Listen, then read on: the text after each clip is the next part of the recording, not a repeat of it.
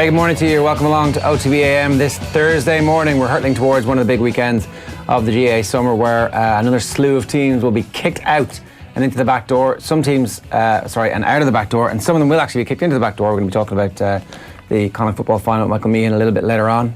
It gets to the meat and drink of this pretty quickly. Yeah, as in once you get into provincial final territory, and an intriguing one that is Galway against Roscommon, one that we saw last year, one that I don't think got enough credit for being a really good game last year. A game that Roscommon can walk away from and think to themselves, crap, we should have won that game. We had plenty of opportunities to actually win another Connacht title, and Galway's second half performance in that last year was essentially the reason why they managed to go through the front door, was essentially the reason why they went into the Super 8s with such great confidence and essentially ended up in an All-Ireland semi-final. That's why a lot of us have doubts over Galway, that ultimately on a different day they could have got beaten in that Connacht final, and who knows where they would have ended up.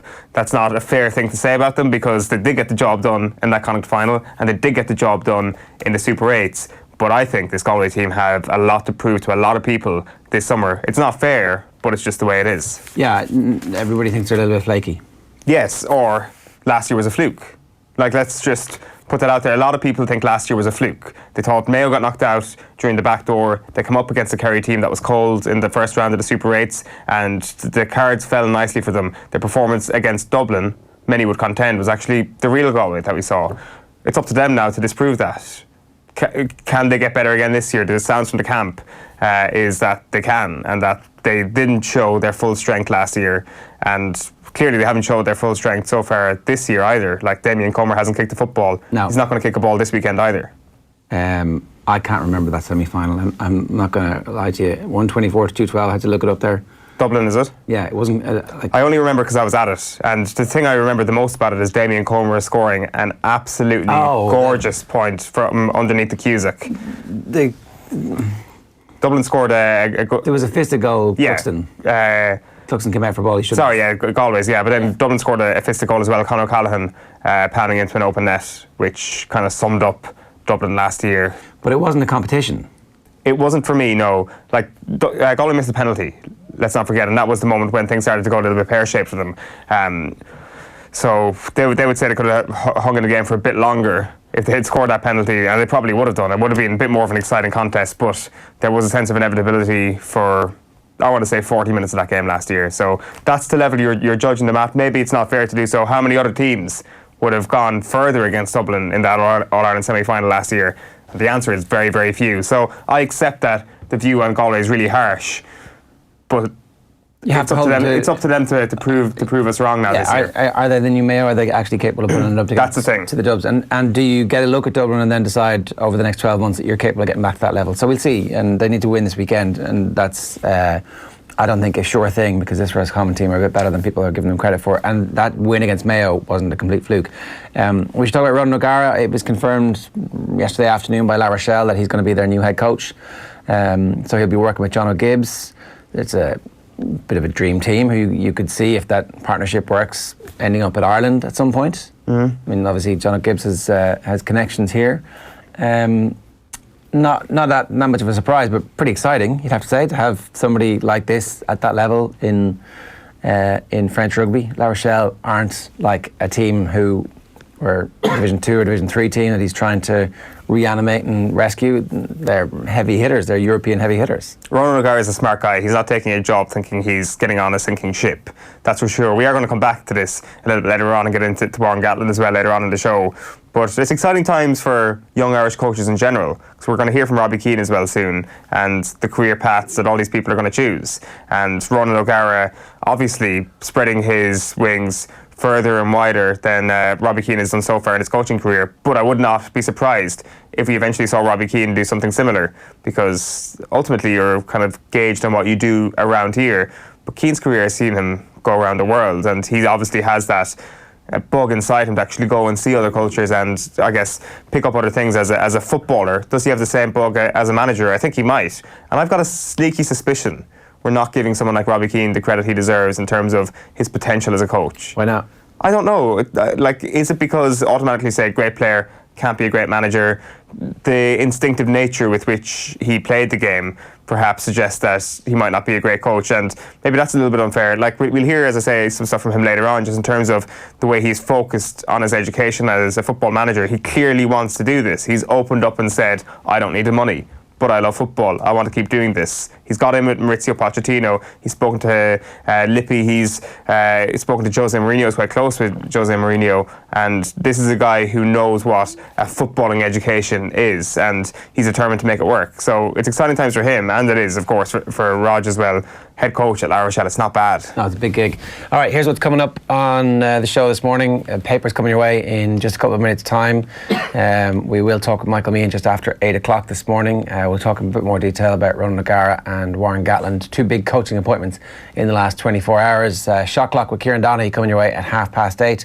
Asif Kapadia is the director of Diego Maradona, the new documentary that's out. He's joined us in studio. We'll bring you that interview around about 9 o'clock this morning. Sports News with Phil. And if you can get in touch with us this morning, and if you want to get in touch with us this morning, you can do so by using the hashtag OTB AM, or you can leave a comment in any of the streams that we're live on. So the best place to just listen to us as a radio show, if that's your thing, is on offtheball.com. You can just click the listen live button there and stick us on in the background and go about your day. You're even able to use your browser for other things if you want to. It's a new adventure. Mm-hmm. You can go on to footballfusion.com while listening to OTB. That's great. all it was.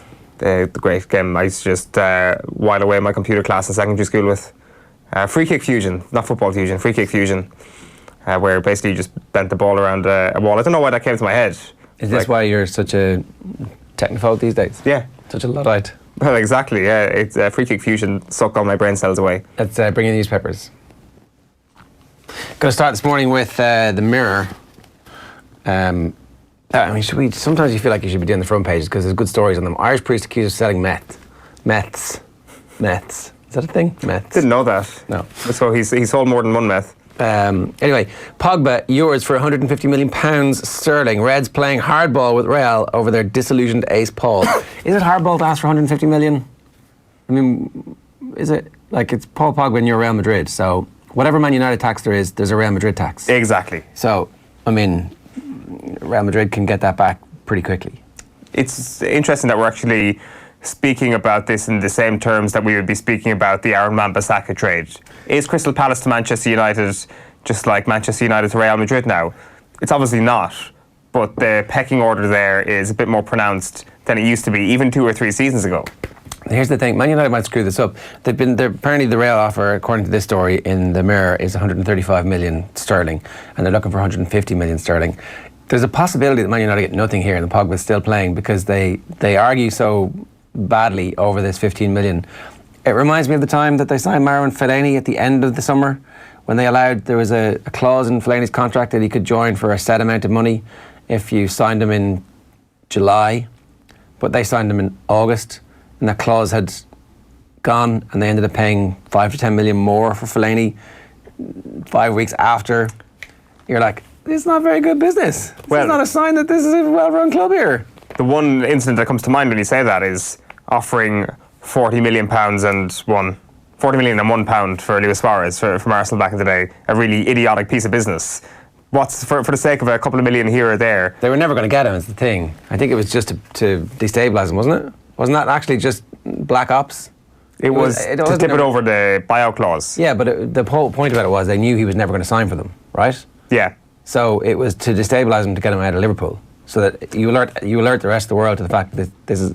Did he leave that season? Or was there not an element of it that Liverpool were like, screw you, what are you doing, giving us such a cheeky offer, like 40 million and £1? But if it's a proper buyout clause, then it's automatic that Suarez will be able to talk to somebody. So I don't think it was a proper buyout clause. We need to go back and actually do a deep dive on that. There were, I'm not sure if that is oral history. Yeah, like the thing is, you're right. They had that amount of money there in front of them. It's not going to make a whole pile of difference. Like they could have paid 35 million for Daniel James. That's to get him for 15 million. Like that's the difference there. Here or there, Manchester United have made far more stupid mistakes. It's a year's salary for Alexis Sanchez. The difference really.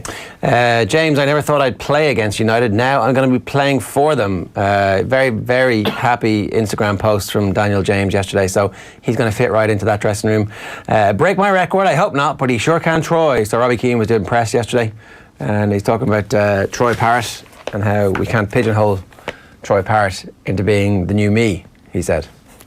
The back page of the Irish Daily Star is €160 million. That's how much Real must pay for Pogba. Inset there is a photo of Daniel James signing for Manchester United as well. Jim's acts in America. Jim McGuinness's American dream is over after just 3 months. Sacked yesterday as manager of Charlotte Independence. Parrott his own man, says Keane, as Ger mentioned there. And McIlroy, my game is in great shape. Also here, Froome Tour knockout after 60-kilometre crash. I think I mean 60 kilometre per hour crash in really, like, I've tried to find any video footage of this online, but it sounded like a horrific incident with Froome at the Dauphiné yesterday, where he's on his bike, takes his hands away to blow his nose essentially, and while doing so his leg slips, goes straight into a wall. Amongst the injuries is a broken femur, I think, was airlifted to intensive care immediately. He's obviously going to miss the Tour de France. It's a guy fighting for his career now, you'd imagine, or fighting to actually try and get, what is it, he's going for a 6th Tour de France, he's won 5, isn't he? I don't know, that's, or is that overstating things? I can't remember, but either way, that's him out of this year's Tour de France, but it sounded absolutely horrendous. Yeah. Did it give you a little fear ahead of the weekend when you're on a bike around lots of other people who are on bikes and you're going 60 kilometres an hour? It's going to happen eventually. There's no cyclist, you know, we're cyclists now, doesn't have a horror story of falling. I haven't got one yet, and it's going to happen eventually. Right, that's cheery news for us this morning ahead of our triathlon at the weekend. Freak crash, Froome made a Tour de France with multiple serious injuries is the back page headline on The Guardian this morning. And Warner's World Cup liftoff. Opener continues road to redemption by hitting first international century since ball tampering ban to lead Australia to 4-run victory over Pakistan. And then Andy Murray is feeling good but not quite ready to return to the singles. And they also have Warren Gatland's story. He says he's never going to coach England. That ship has sailed. The Irish Examiner sports section goes with locked and loaded. McIlroy primed for assault on Pebble Beach, which will inevitably end in T12 finish after round 1. Fade back after a disappointing Friday, just about make the cut. Charge on Saturday, in contention, 8 shots off the leader. And Rory McIlroy finishes with a decent 4th round where he's about 6 shots off the leader. And going into the Open back home, the hype train will begin again. What ROG did next, Simon Lewis on why O'Gara said yes to La Rochelle. Out of red, finance available for top coach as Munster balance books. And Tommy Martin's got an interesting column today. The box in the corner still captures the big moments, talking about television and still chasing goals. How Robbie Keane adjusted to life after playing. The Irish Sun have some great stories in their front page as well. Compo TD plays injury time. Farrell footy game while taking claim. Another one. Whiplash Compo claim TD Alan Farrell took part in a football match while claiming to be injured following a 2015 car prang. I love the word prang, it's great. He played for an Oireachtas team against the Lawyers 11 in July 2016, setting up their only goal in a 4-1 loss. Sting. And apparently he sued for 15 grand but only got 2.5 after a judge said he had no significant injury. So there you go. And they're the leaders of the country trying to bring down the insurance premiums that we all pay. But sure, what are you going to do? And then an Eamon Dunphy story. Eamon, why I'm done with cocaine. Broadcaster Jerry Ryan's cocaine death startled Eamon Dunphy so much he never took the drug again. The 73-year-old pundit knocked the habit on the head after his good pal died in 2010. Jerry's death, I think, was a wake-up call for me and many other people that this so-called party drug was extremely dangerous. So I wonder what his thoughts are now on the Conservative race in the UK at the moment. Is that inspiring him to dive right back in? There's also pictures of Colin Farrell here, which... look, this is where you're supposed to be looking. It's Colin Farrell starring, it's this one. No, it's the other one, it's this one. To your left hand. Yeah, camera left. Calls we run out for French. Turns out Colin Farrell was in a promo for the 1998 World Cup that RTE used. That, like, this is before he becomes famous. They just get somebody in to wear a French jersey and look dark and brooding and handsome and French. And it was Colin Farrell. They dug it out from the vaults. Can't believe it's taken, 21 years for that to emerge. Yeah. Imagine being an Irishman and being told you're handsome enough to be French. Would you not just... I know, I mean, there you go. Who knew? Somebody in RTE obviously did. He'll borrow some advice. Robbie Keane reckons he is not yet ready to be a manager. This is the top lead on the Sun's back page. We finally made it to the back page of the Sun today. And what does Robbie Keane actually think about his potential role at Middlesbrough. Let's have a listen because we can watch this now. Here's exactly what he had to say about their advances yesterday. They want me to come in as assistant manager to help them. So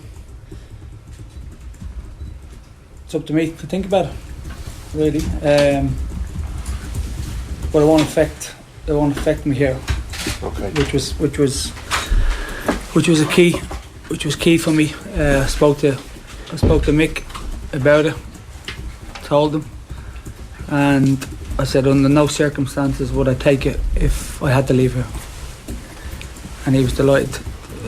Where he told me, you're not fucking leaving here. That was his words. Excuse my language.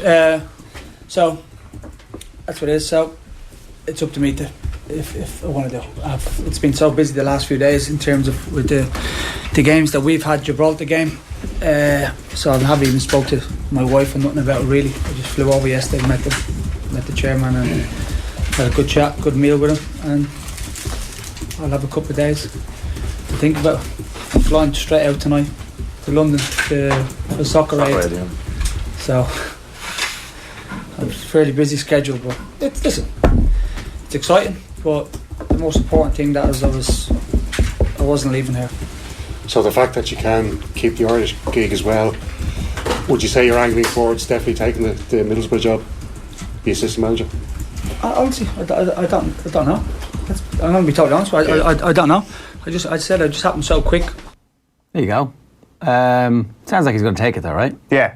Yeah. It does, and if he can balance those two things, good luck to him, and go ahead and do it, and get as much experience as you possibly can.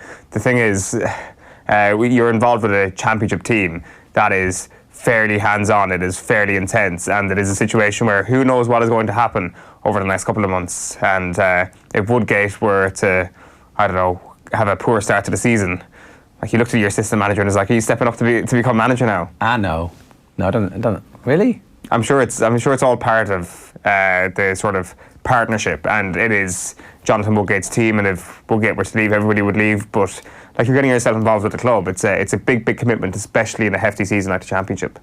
We got some of those pictures of.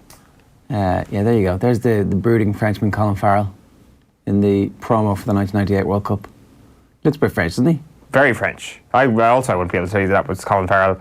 Couldn't tell you that was Colin Farrell, obviously, because these are just stills. But yeah, he's done well there, Colin. Good start. Maybe that's how it all started for him. Obviously missed the lead on the back page of the Sun this morning. 95 million Greaves Man U. They make last-ditch bid to hijack Stars Barca move. So Atletico Madrid chairman or president came out yesterday and said, we've known since April where Griezmann's playing next season. It's Barcelona. Kind of spat the words out. I didn't hear him say it, but that's what I imagine he said. And then I didn't realise Antoine Griezmann had the full mullet going. I thought he was wearing a wig there for a second. Like, oh, Griezmann's wearing a wig. And it's actually his real hair. Yeah. It's mad. Like that, Head and Shoulders are really getting bang for their buck by having him on board. It is Head and Shoulders, isn't it? I don't know. It's a couple of years ago, isn't it? No, it's when he's short hair. Himself and Buffon. Oh yeah, it was filmed a couple of years ago. But yeah, still running himself. He doesn't have this hair. I mean, no, but like that's even more impressive. Should have waited until he had this hair and then done the deal, because whoever's getting him now is getting like peak Antoine Griezmann hair. Maybe he's not only kind of limbering up for a move to Real Madrid, he's also limbering up for a move to Tresemme or something, which would be kind of more conducive to his luscious locks. L'Oreal, probably. I mean, is there just a possibility that Griezmann is just not as good a footballer as he used to be because he's so obsessed about... Because he's got longer hair, is that what you're trying to say? He's La Decision. He's the opposite of Samson. And now this. I mean, come on. There's just he made the whole world wait to see where he was going to play, and then he only stayed a year. Post La Decision, he's won the World Cup. That's all I'll say. Back page of the Irish Daily. How did he play? Was he the dominant... I actually thought he was okay in the World Cup last year. Was he the dominant player that he's actually capable of being, or not? Like it was Mbappe's World Cup, a lot of people would say. I thought Griezmann was really good last year. Yeah, I would have said it was Mbappe's World Cup too. Back page of the Irish Daily Mail is €30,000 a month. Delaney's still on full pay as FAI get €2 million boost. So John Delaney continues to be paid wages of 30 grand a month since being placed on gardening leave. This is Philip Quinn's story in the Mail. He asked the FAI for comment and they said we don't comment on individual contracts. You've also got Rory McIlroy there. Starbucks getting a lot of free publicity yesterday. Rory McIlroy carrying around a paper cup no less. He's not using a keep cup as far as I can see, so not good for the environment, Rory. And O'Gara takes on first head coach role in top 14. That would have been his chief executive salary, not his executive vice president salary. So that doesn't make as much sense, does it? So that 30 grand a month. Yeah, he remains on full pay from being the chief executive. Yeah, 30 grand a month would suggest. Yeah, so that's 360 grand a year. I don't know about that. Is that sure? He'd left the chief executive role. He'd started the executive vice president role, which is on a much reduced salary. So if he's on full pay, it would be on full pay of the executive vice president role, not the chief executive role. It is just 3 paragraphs here. It doesn't seem to go into much more. Like, the only other thing it says here is that it talks about the €2 million arrival from UEFA, like the first in a load of aid from UEFA, prepared to give 10 million quid, obviously, in total. So interesting to see if the FAI do make a comment on that, to see if he is actually being paid his full 360 salary as it stands. Yeah, again, I'd be surprised if that was the case. But Keane plays waiting game. Ireland's record goal scorer in no rush to take manager's job. He was talking about Troy Parrott, and he's not in any rush to take a manager's job, but he's also warning Troy Parrott that we can't rush his development. Have a look at this. Just have to be careful there with the Troy Parrott, and I think all of us here have to be a little bit, and not pigeonhole him and he's going to be the next me and stuff like that. He's him. He's Troy Parrott. Let him develop as a young player. Has he got ability? Absolutely. I speak to Pochettino all the time. He loves him. Jesus, the assistant manager, loves him. He definitely has potential, but then he's 17. Just don't say it. I know I got thrown in at 17, but he's still young. But he's definitely got a lot of potential. People at Tottenham love him. He's a lovely lad. But when he gets the opportunity to go, if he goes to 21s, then come to us, he certainly has a chance. It's up to him. It's up to him. He's got everything, but it's up to him. So how do you get from there to there, the next level? We saw 3 lads from Liverpool let go last week, and it can so easily end fairly quickly. So do you think he? I don't know. He definitely has the mentality. Yeah, he has the mentality. When we took the job over, I met him Tottenham training ground. Had an hour, had lunch with him, and I just wanted to have a chat with him, just to see where he was. So he definitely has the right temperament to be a top player, and as I said, the manager speaks very, very highly of him. So he's got a chance. So when the opportunity comes from him, it's up to him to take it. That all makes a lot of sense. We should all calm down the hype about Troy Parrott. Get him in the team, come on. Get him in the team. What if he is the new you, Robbie? What if he is? I mean, at least give us a chance. But yeah, we have got very excited about Troy Parrott, and maybe we've just kind of got our vision's been blurred a little bit by all the other kind of dual nationality sagas we've had, and that is the rush to cap players. There is no rush on Troy Parrott, so perhaps we don't need to kind of go in two-footed on that. It's interesting also, some of the other quotes he was saying, that I'm getting the sense that Troy Parrott, his next move is going to be very, very important to him, and that goes without saying for any 17-year-old football. But he says he's been training well. He's been brought into the squad for a lot of training. It's a very thin squad at Spurs. They like having him around. Does he go out on loan now? Do they sell him? It's hard to know. Actually starting and establishing in Tottenham Hotspur as a 17-year-old is a thing that seems so far away. But the fact that he's in there and they like him is obviously a brilliant start to his club career. And then finally for me, it's the Irish Independent. Parrott can go right to the top, says Keane. We've just been talking about this. Ireland assistant says first team games hold key to rising Spurs stars development. They have a story there at the bottom. Lukaku hinted exit as Inter waiting wings, but the updated version is Mayo hit out at down throw-in time. Let's say which version this is. Anyway, so the Mayo County Board have hit out at the timing of their qualifier with Down on Saturday week, insisting the 7 p.m. throw-in is unfair on their supporters who face considerable travel time to attend and return from the fixture. So it's 7 o'clock on Saturday week. We don't see why the game couldn't have been put on earlier in the day. In fact, we sent an email to the CCCC on Monday afternoon requesting a 3 p.m. throw-in, or as early as possible. So we were surprised when we got confirmation it was down for 7 p.m. And then the other thing that's interesting at the back there, Ulster's ticket price cut brings supporters back. Ulster's decision to cut ticket prices for this year's football championship appears to have yielded rich dividends, with attendances showing a dramatic increase in last season. So when you take out the replays, The total turnout has increased by almost 21%. Apparently Munster hurling also up in terms of numbers, an increase of more than 10,000 than last year. In Leinster, hurling has dropped by 11,000 for the first 4 rounds, and the 9 football games so far have been watched by an average of 8,811 people in Leinster football. So kind of what you'd expect for a good League of Ireland game. Yeah, basically. Like, it's good to see Ulster kind of on the way back in terms of attendances, because the attendances aren't predictive. It's not like, oh, this is a great Ulster Championship and it's being matched by the crowds. It's usually, like, say, the Munster Hurling Championship this year has got an upturn in attendances from last year because last year was so good. So obviously the ticket prices are one of the main reasons why the Ulster Championship has got such strong attendances this year. It looks like it's going to be a sellout for the Ulster final. I think the main thing about Ulster is that loads of teams felt they had a chance. Yeah. I think whatever about the ticket prices, because they were only reduced for the first round and the quarterfinals. So we'll see if the semi-finals. The final's going to be a sellout. But Donegal thought they had a chance, Tyrone thought they had a chance, Monaghan thought they had a chance, Cavan all of a sudden thought they had a chance, and Armagh believed that they were good for a change. So suddenly 5 counties and their supporters believing that something might happen for them this year. I mean, maybe Fermanagh even thought they had a chance. So the most important thing is that you have a championship where there is no standout Dublin who are going to monopolise success and result in one-sided games. Like, it's the knock-on impact here. Also, cheaper prices leads to more people coming through the doors, so that would be a good lesson for everybody to learn. Back page of the Racing Post, beach party, late night entertainment guaranteed at US Open as US Open stars come out to play. And that is the US Open preview getting underway at around 3 o'clock on television anyway this afternoon.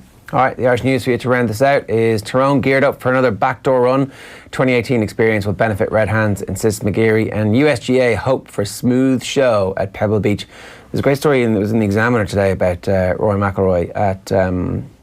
So he's handed the Raptors jersey. Obviously, the Toronto Raptors are in the playoffs, and they were doing really well. Were they already 3-1 up by the time you won on Sunday? Yeah. So it looked like they were careering towards a victory, and he was given it by the head of Golf Canada, which I presume is the GUI equivalent, and he was on the green afterwards, and he had his putter in his hand, and he gave the putter to the guy, and your man thought it was a trade, and they were like getting ready to box it up and put it on display in the golf course. And Harry Diamond's talking to Rory later on, going, where's the putter? And Rory goes, well, you've got it. He's like, I don't have it. He's like, oh, that guy thinks it was a trade. So they had to go back and say, this is my putter. And I'm like, as hot as I've ever been with my putter. So the week before the US Open is not a time that you're going to have my putter. I'm sorry about that. Did he have to give back the Raptors jersey? So they probably let him keep it. Are we not going to see Drake and Rory McIlroy buddy up after he's put on his Raptors jersey? That's the collaboration I want to know. A good combo. What Drake at a golf tournament is not exactly something I'd expect to see. What apparel company is Drake tied to? Nike, I presume. Is it? I don't know. I don't know. I'm not sure if he is tied to an apparel company. I mean, you know, we could work in marketing for Nike here. We really could. Hey, look, look at this. That's perfect. I know Kanye is obviously Nike after the queue outside Brown Thomas last week, but I'm not quite sure about Drake. When did he move from Adidas? Oh, is it Adidas? I'm Adidas. My apologies. My ignorance Your towards Kanye knowledge. Oh, wow. Ignorance towards sporting brands. Humiliation for you, considering how often you taught me about my lack of any knowledge about this. I'm only talking to you about it, to be honest. You do. It's a subtle chiding. Look at me. I don't care about apparel or what brands, to be quite honest with you. But we're just about to launch into a very successful partnership with Nike there, and I've kind of jettisoned it. Yeah. Adidas will rescue us. Right, we're heading for some winter sun and some top-class golf, and we want you to come along with us. This is going to be one of the trips of a lifetime. We're heading off to Abu Dhabi to play the Yas Links, which is one of the top 50 courses in the world, and the National, which is where Shane Lowry won this year in Abu Dhabi in the HSBC. So amazing golf courses, some winter sunshine. We're going to be down there in November from the 17th to the 23rd. It's 5 nights in a 4-star hotel.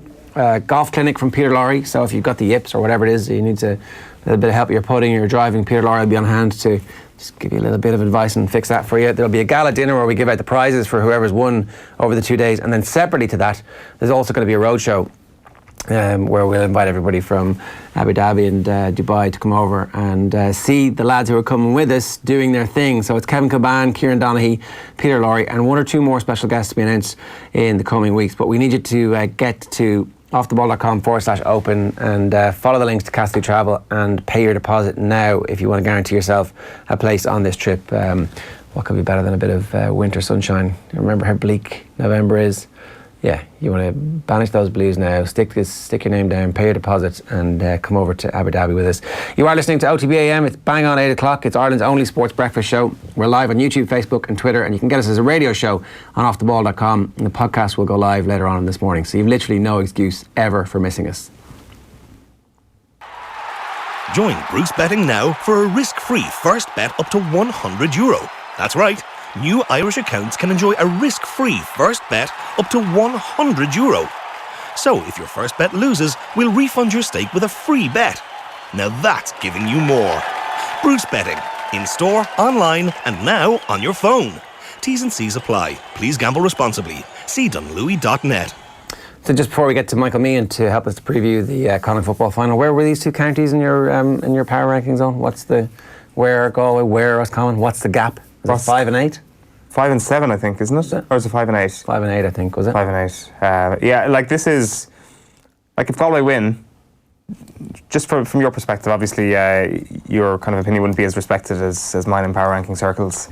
But would you have Galway ahead of Mayo if they win this weekend? If Galway back it up with another Connacht championship, yeah. Well, a lot of people would say already now they should be ahead of Mayo. Yeah, I think that with Mayo, because of what happened last year. Yeah, there it is there. So Galway are... No, it's 6 and 8. 6 and 8, okay. I think that because of what happened last year with Mayo, it's what's the real Mayo? Is the real Mayo the team that reaches All-Ireland finals and runs Dublin close, or are they the team that puts up a good show against Kildare but loses, through the back door? We're going to find out this summer. I've obviously stuck my colours to the former, and I actually do believe that last year was a blip. That being said... You've got them 5th. You've got them 5th. Well ahead of Galway and Roscommon. Right. If I didn't believe last year was a blip, then I would believe that the form that they showed in Connacht last year and this year is true. That Roscommon and Galway are every bit as good as this Mayo team, and really then you're just nitpicking to see who's actually the better team. I have admittedly based a lot on the league this year and the way they managed to close out that league and the way they performed in Croke Park on the final day, but perhaps their opposition, you need to look at that as well. And the game in the league we actually should have been looking most at is the way they got beaten by Dublin in Croke Park. And perhaps I failed to do that. Time will tell, but I'm definitely on the side of the fence that they are still the best placed team from Connacht to win the All-Ireland. Mayo are? Yes. Okay. Michael Meehan is with us this morning. Michael, that's Owen's assessment of where Mayo are, but where Galway at the moment? I mean, we're not quite sure if they're ready to take a step forward from last year's semi-final, or if actually last year's semi-final was about the level they're at. So good enough to qualify for it, but nowhere near good enough to challenge Dublin yet. Yeah, good morning, gents. I just got the end of that assessment from Owen. I think there's a lot of people kind of feeling unsure about Galway. It's unlike last year. Last season we had the blazing run through the league, came up short in the league final, but they were very much in everyone's focus and everyone's mind's eye, and they were coming into championship in a very strong footing. This year it's much more quieter. The league was up and down. They did fine. They stayed in Division 1. They tried out a lot of new players. They were missing a couple of Kerfin players with the All-Ireland club run as well. And now over the last few weeks here in Connacht, the focus has been on the Roscommon and Mayo game. So that's probably, in terms of Sunday's fixture, I think that's good from a Galway's perspective, just to kind of keep the heat off them a little bit. But, going forward, I think they have it in them to push any team this year. I really do. Everything has to go right. They have to have everyone on the pitch, and that's not something that they've had this year. They've had quite a number of injuries and a couple of long-term injuries to key players, and inevitably I think that'll have a big bearing on how their season unfolds if those players become available or not. Yeah, I mean, obviously Comer's chief amongst them. I think he's got an ankle injury, so all too well about that. Sometimes it feels like it's good, sometimes it feels like you're ready to go, and then you try it and it doesn't work. So are they almost as well planning without him and saying that if he does come back, it's a bonus? I'd imagine that's what's happening for this weekend, and win, lose or draw this weekend. There's either a 3-week break or I think a 4-week break to the 3 weeks to the qualifier, 4 week to the Super 8. So it's probably that's the target that the medical staff and Damien himself are probably working towards more so, because I just know he was making very slow progress during the league, no progress during the league, very slow progress since, and he hasn't togged out or he hasn't played football since last year, so he missed all the league, all the FBD league as well. So he's a lot of ground to catch up on. I know he's going to be in good shape physically, and it's just his sharpness, his touch, and it's his scoring and things like that. Once he can get enough done on the pitch, so I'd imagine the target there is if you could get to a qualifier, or if you could get to the Super 8, you're going to give him 3 games in 4 weeks to kind of find his feet. And really at that stage, if he's back, all you want is games. So that should be a big bonus for him if he's ready to take advantage of that come July, August. We've seen a little bit of an evolution in football this year, Michael. Like, we look at some case studies like Tyrone and the way they've reformed their game over the first 6 months of the year or so. Has there been any reform in Galway in terms of how they've played? I haven't seen an awful lot of it. I know that there's a there's a consciousness around it, that their new coach that came in after Paddy Tally, Kevin Stritch is his name, that he was very much, attack-minded coach, and some of the work that they were doing was very much attack-minded. So I think that has been there for them all through the league. We didn't see huge amounts of it, being honest, but I'll go back to they were very much a skeleton squad for large chunks of those games.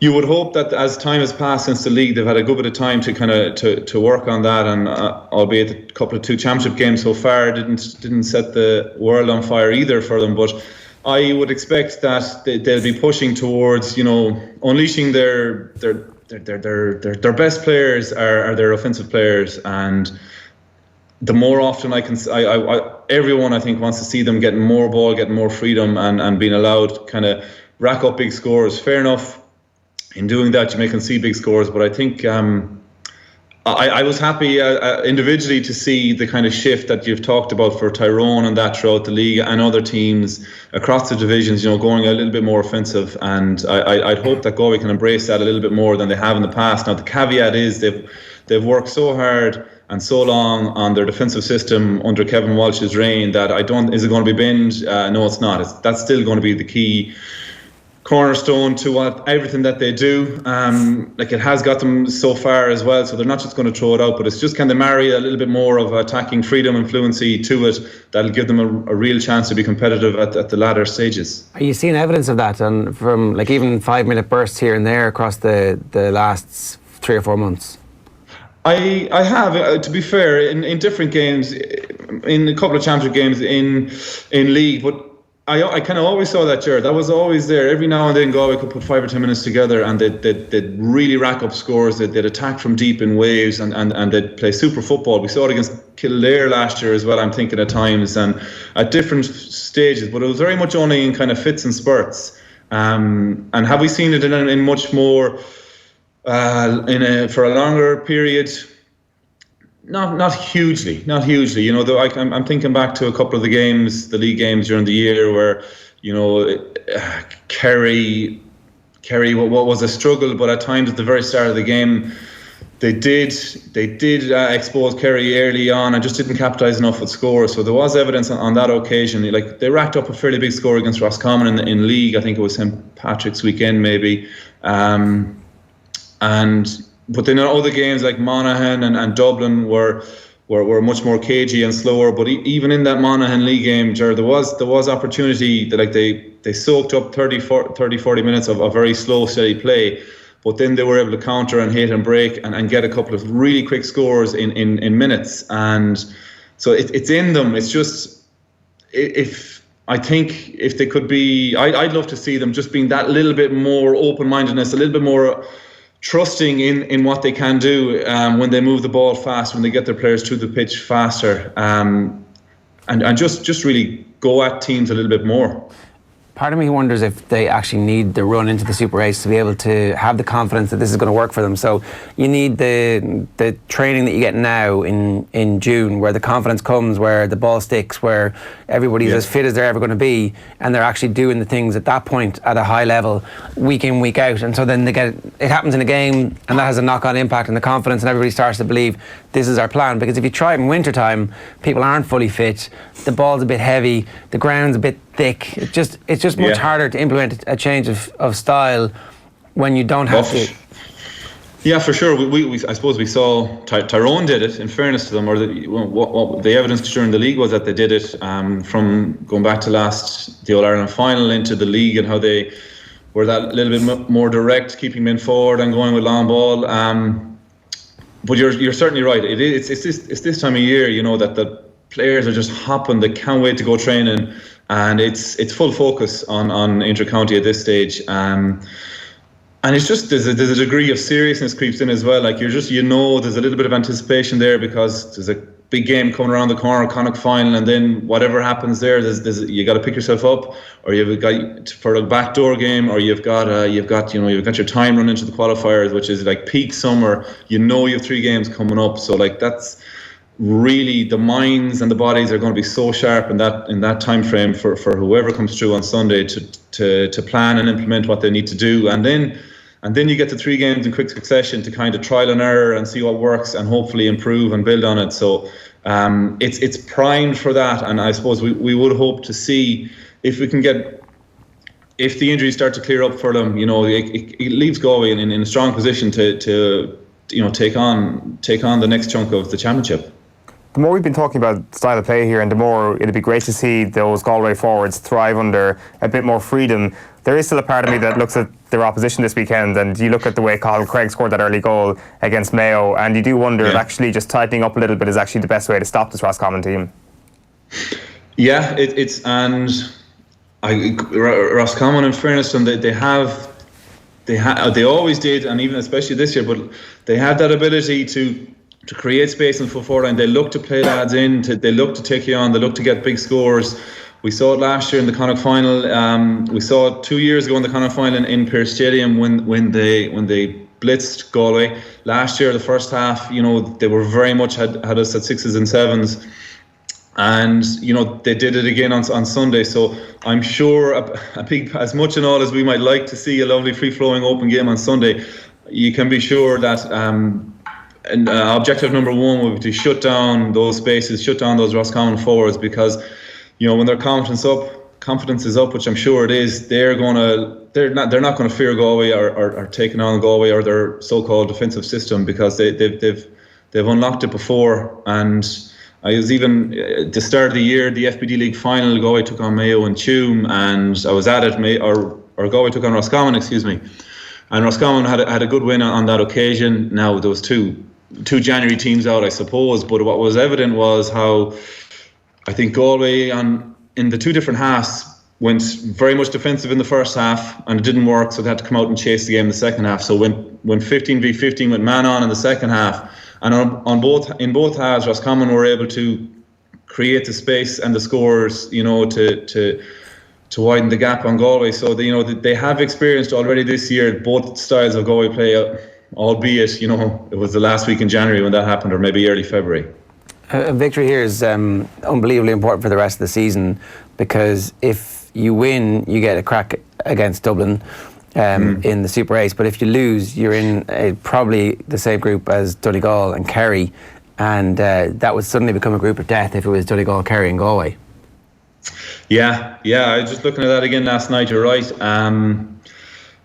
I suppose, and then like this, Dublin are the elephant in the room in some ways, as to if you want to beat them, and if you cannot beat them, is it only likely that you can beat them once in a season, or can they be beaten at all? So, I don't not for 1 second. Are anyone considering? Well, you know what? If we lose the kind of final, we're going to avoid Dublin. Maybe that's a good thing, because when you look at the other side and the form Donegal have shown, Kerry as well, the Super 8s are set up this year for some really competitive groupings, and the best case scenario is to go in in Group 2. I think it is behind the Leinster winners, or with the Leinster winners, which is, I suppose, inevitable who that'll be. In the football parts of Galway, Michael, when the name Anthony Cunningham is mentioned, what's the reaction usually like? Yeah, he's well renowned.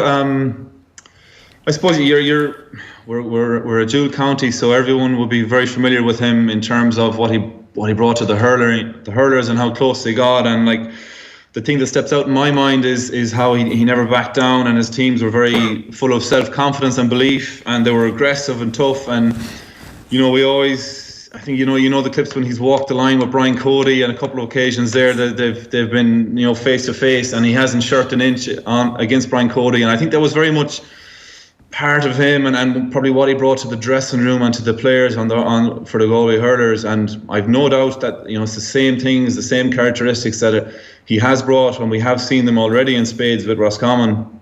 I would have come across him on a schools level. He's based in Athlone. He would have helped out a little bit with a school in Moat there, Moat Community College, and we would have been playing them in challenges, and he was on the line a couple of times. So he wasn't heavily involved, but maybe doing a couple of sessions. But even at that stage, that was always it was a challenge match. We used to go over and play them every year, and even in that case, like, those challenge matches were the toughest games we played all year. So his kind of fingerprints were on that team as well. So he's very much brings that with him everywhere he goes, and so he's fairly well known. He's been involved with clubs around Athlone as well, and like Galway club teams are always going in and out at Athlone, playing the clubs around there in the off season. And I think everyone has a good bit of respect from around here. Like, when you look at the Galway connection, two of the biggest stories this year, well, one of them anyway, like Anthony Cunningham going in with the footballers in Roscommon is huge. Like, obviously Kieran Donaghy is going to be joining us in the show later on, involved with the Galway hurlers. Like, is this becoming more of a trend in your view, the kind of closing of the gap between the two codes in terms of the expertise that a person from one code can bring to the other? Yes, certainly. There will always be those individual coaches on very much skills and tactical basis that will be maybe standalone to their code, but in terms of management and setup, or maybe like that kind of thing, there's huge overlaps there. There's huge overlaps among setups.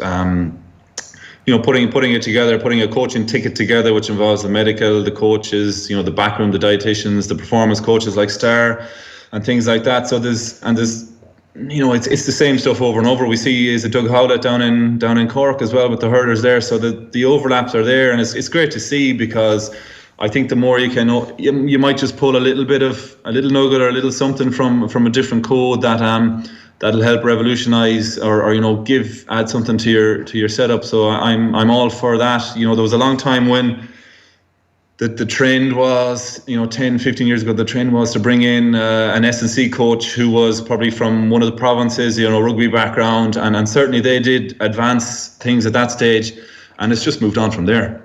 Yeah, it makes sense. It sounds like you're not quite confident of a Galway win this weekend, that this is on a bit of a knife edge as far as the Galway supporters think. What's your actual prediction if we had to nail you for one at the moment? What would it be? Yeah, I suppose there's no teams out yet. I suppose only the big talking point on our side in Galway here is Damien Comer, where he's at, but realistically I don't think he's in the mix at all. Paul Conroy has made a return, as well, and quite, a quick return to play from his injury last summer. Is he in the mix? Again, he hasn't a lot done yet, but you're looking at other lads for Galway. Sean Kelly, who's played a lot over the last 2 years. Declan Coyne, Killian McDade, back from his stint doing Aussie rules. He impressed earlier in league matches, but missed a chunk of the latter league with injury. So I'm kind of hoping that it would be a delight to see 2 or 3 new names on the team for Sunday, and the likes of those lads who are back, which would mean if they're going to be named, they've had a good run. There must be, if Kevin is going to make changes, he's going to be sure about them. That's kind of his nature, and I think if we had a strong panel, then you'd be very confident. But it's going to be tight. I think we can get through it in Pearse Stadium. I think we'll get through, but I think it's going to be really, really tight. Roscommon will not fear Galway, and it's the fourth time in a row that these teams are playing off in Connacht finals, if I'm not mistaken, and Galway have won 2 from 3, Roscommon have won 1, so it's going to be a big swing. To win 3 out of 4 would be huge for Kevin and the lads, and would be a massive statement. And then I think it was on your own show that I heard Liam McHale a number of weeks ago saying how he felt that Roscommon should have won all 3 of those kind of titles as well. So, and he was involved, and there hasn't been too much in it, bar the replay when Galway ran out big winners a couple of years ago. So it's very tight. It's very tight. I'm hoping that we're going to see the likes of maybe Martin Farr, Cur Finn, who had a super campaign for Cur Finn. He came on and scored 1-1 against Sligo on the very end of the game. You could see a curveball like him thrown in from the start. He could bring a bit of physicality to the full forward line, which is missing without Damien Comer. And I think we'll get there, but I'm not putting the house on it. Sounds like it's going to be a good game. Michael and Joy, thanks a million for joining us this morning. Cheers, lads. Okay. Michael Meehan giving us some thoughts there ahead of the game. It does sound like everybody's a little bit nervous in Galway because they should be big favourites, and yet actually they're not really. This game is on a knife edge. Yeah, it definitely is. As we've seen in previous encounters, the venue should swing it in their direction. I'd kind of side with him a little bit. You'd have said that though about the Mayo game, right? Yeah, you might have done. Mayo got beaten in Castlebar last year by Galway as well, so perhaps the fortress of all that was Castlebar during James Horan's first tenure isn't what it is right now. So I don't know. I think Galway have the edge this weekend. Is Roscommon's rabbit out of the hat a little bit? Were they underrated going into the Mayo team? They probably were in the public domain. I'm sure they weren't by Mayo, and there seems to be a bit of a blueprint in terms of what not to do, and that is make sure your kick out is slick. Do not let Cathal Craig run and slice through the centre of your defence, and mark Conor Cox tightly. 3 bullet points. Connor on YouTube says Roscommon were dog lucky against Mayo. They got 2 well taken goals at the right time in the game, but Mayo dominated them in most other aspects of the game apart from the final score. I think that's actually quite there's a lot of validity in that argument. Now, dog lucky I think is stretching it a little bit. I've never heard that phrase before, but very lucky, I presume, is what he means there. But there are definitely elements where you're like, there was a huge level of potential. I don't want to use the word work-ons, but I can't really think of any other phrase at the moment. Potential improvements from a Mayo perspective that will actually allow them to take that leap on. Whereas Roscommon have felt we're playing close to their potential and getting bits of luck here and there. Like, you can't count on Robbie Henley kicking the ball into your hands consistently. You can't count on Conor Cox kicking Hollywood points consistently. But it's what they did on that occasion. Connor added to that to say their own kickouts cost them. They're also missing the best forward along with Seamus O'Shea and Donald Vaughan. I know, but like, Galway's injury list is not short. It's not important players. Sure. It's not like players who are 26 to 34 in the panel. It's like their captain hasn't kicked the ball since last year. And hello to Sarah, Philip, Gar and Aidan, who've all been in touch through Facebook just to say hi. Hope you're enjoying the show. Thanks for that. So anyway, a reminder that we're back on the road again in association with Super Value, coming from St Finbarr's GAA Club in Cork on Thursday the 20th of June, so that's this day week. If you're in the Munster region, if you're a Cork supporter, or indeed if you're a Kerry fan and you want to get along to St Finbarr's GAA Club, we're going to be talking all things Munster final. Can Cork get back to their days of glory? Are Kerry still the kings of the province? If you were to listen to the Kerry lads around here, they're a little bit concerned about what might be imminent, an ambush indeed, coming their way from the rebel county. This is an exclusive off-air event, so the only way to enjoy it is to be there on the night. For more information, get on to offthewall.com/events. Tickets are free, but they are absolutely flying out the door, so make sure you get onto it now. We're going to bring a shot clock in a couple of minutes' time with Kieran Donaghy. We will be talking about the issue of concussion as well, and we'll talk a bit more about some of the big games coming this weekend. It's a busy weekend of sport. Kieran has accurately predicted the winner of the last 2 majors, so 3 times the charm. Who's he going for? We'll find out soon enough. Before we get to that though, we want to talk a bit about rugby. Warren Gatland, after the last Lions tour, said he would never coach the Lions again, and yet yesterday it was announced that he's the new Lions coach. The new Lions coach is the old one. 3 in a row. It's amazing what happens when somebody slags off your ability to coach a team. Do you get back out there and say, I want this job again? Was the moment that Warren Gatland wanted this gig in Tulla Rugby Club last year when Sean O'Brien did that media event? Spoke to Oisin Langan. No less. Was that the moment when Ron Gatland was like, hey, No. Yeah, well, I'm not allowing this to be the legacy of my British and Irish Lions coaching tenure. I'm going right back in there. I bet you it was. I would not be surprised if that was the thing where he's like, hang on a second. What? I mean, Gatland got mad into it, like the whole clown nose and everything. He was on the front of the New Zealand Herald with a clown nose, and then he brought a clown nose to the press conference. I mean, somebody had to go and buy that clown nose. And no one did it without him saying, get me a clown nose. Because you don't walk up to him and go, here, if we win, it'd be a great idea if you'd wear this. Because he's going to go, what? Yeah, like I can't imagine it was anybody but Gatland's suggestion. I can't imagine he was sitting in a team room and he's like, bear with me now, Aaron, but I think we should get a prop, and I have one handy here. Like, there was talk that it could have been somebody else. There was talk it could have been Eddie Jones a couple of months ago, and Eddie Jones said he doesn't fancy the idea of coaching in a blazer. Well, and then Mark Gatland was like, you try coach the Lions in a blazer. You don't coach it in a blazer. You just show up for the press conferences with a blazer and a clown nose. If the nose fits, Warren, there's the picture. Nice bit of art, really. It's beautiful. Yeah, I mean, I wonder, in retrospect, because the whole series ends in a draw, does he get that framed and put it up? Just a little reminder every day about what he overcame. Do you think he's that type of guy, isn't he? I would do that. To celebrate a draw? No. Gatland an unbeaten test series. There's the actual picture of him wearing the nose as well. Well, it wasn't an unbeaten test series. Sorry, an undefeated. Like, you tie the test series. Yeah.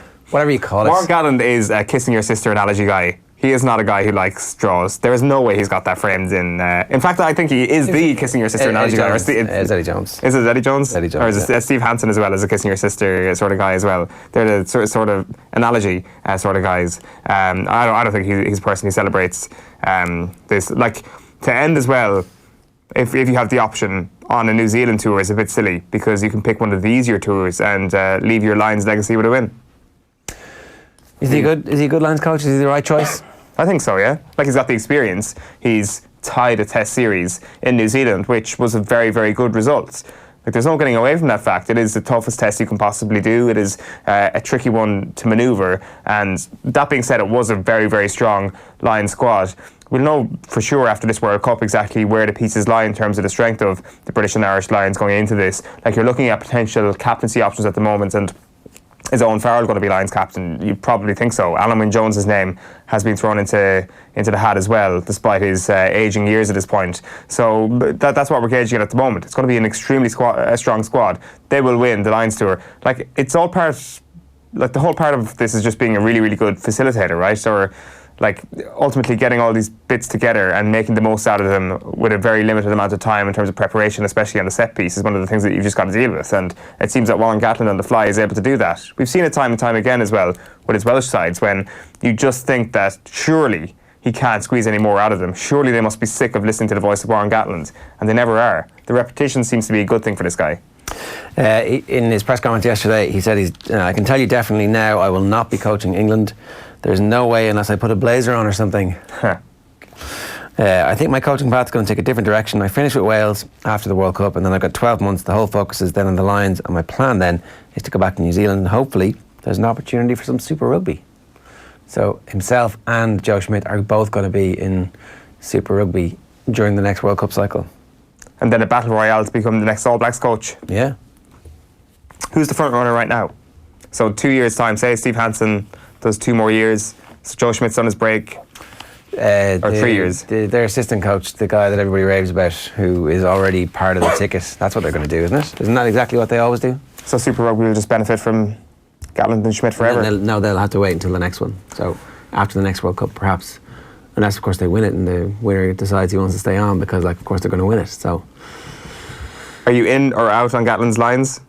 It's going to be a really short 8 matches over 5 weeks rather than 10 matches over 6 weeks. So it's only a 5-week tournament. The Premiership final is going to take place the week before the first game again.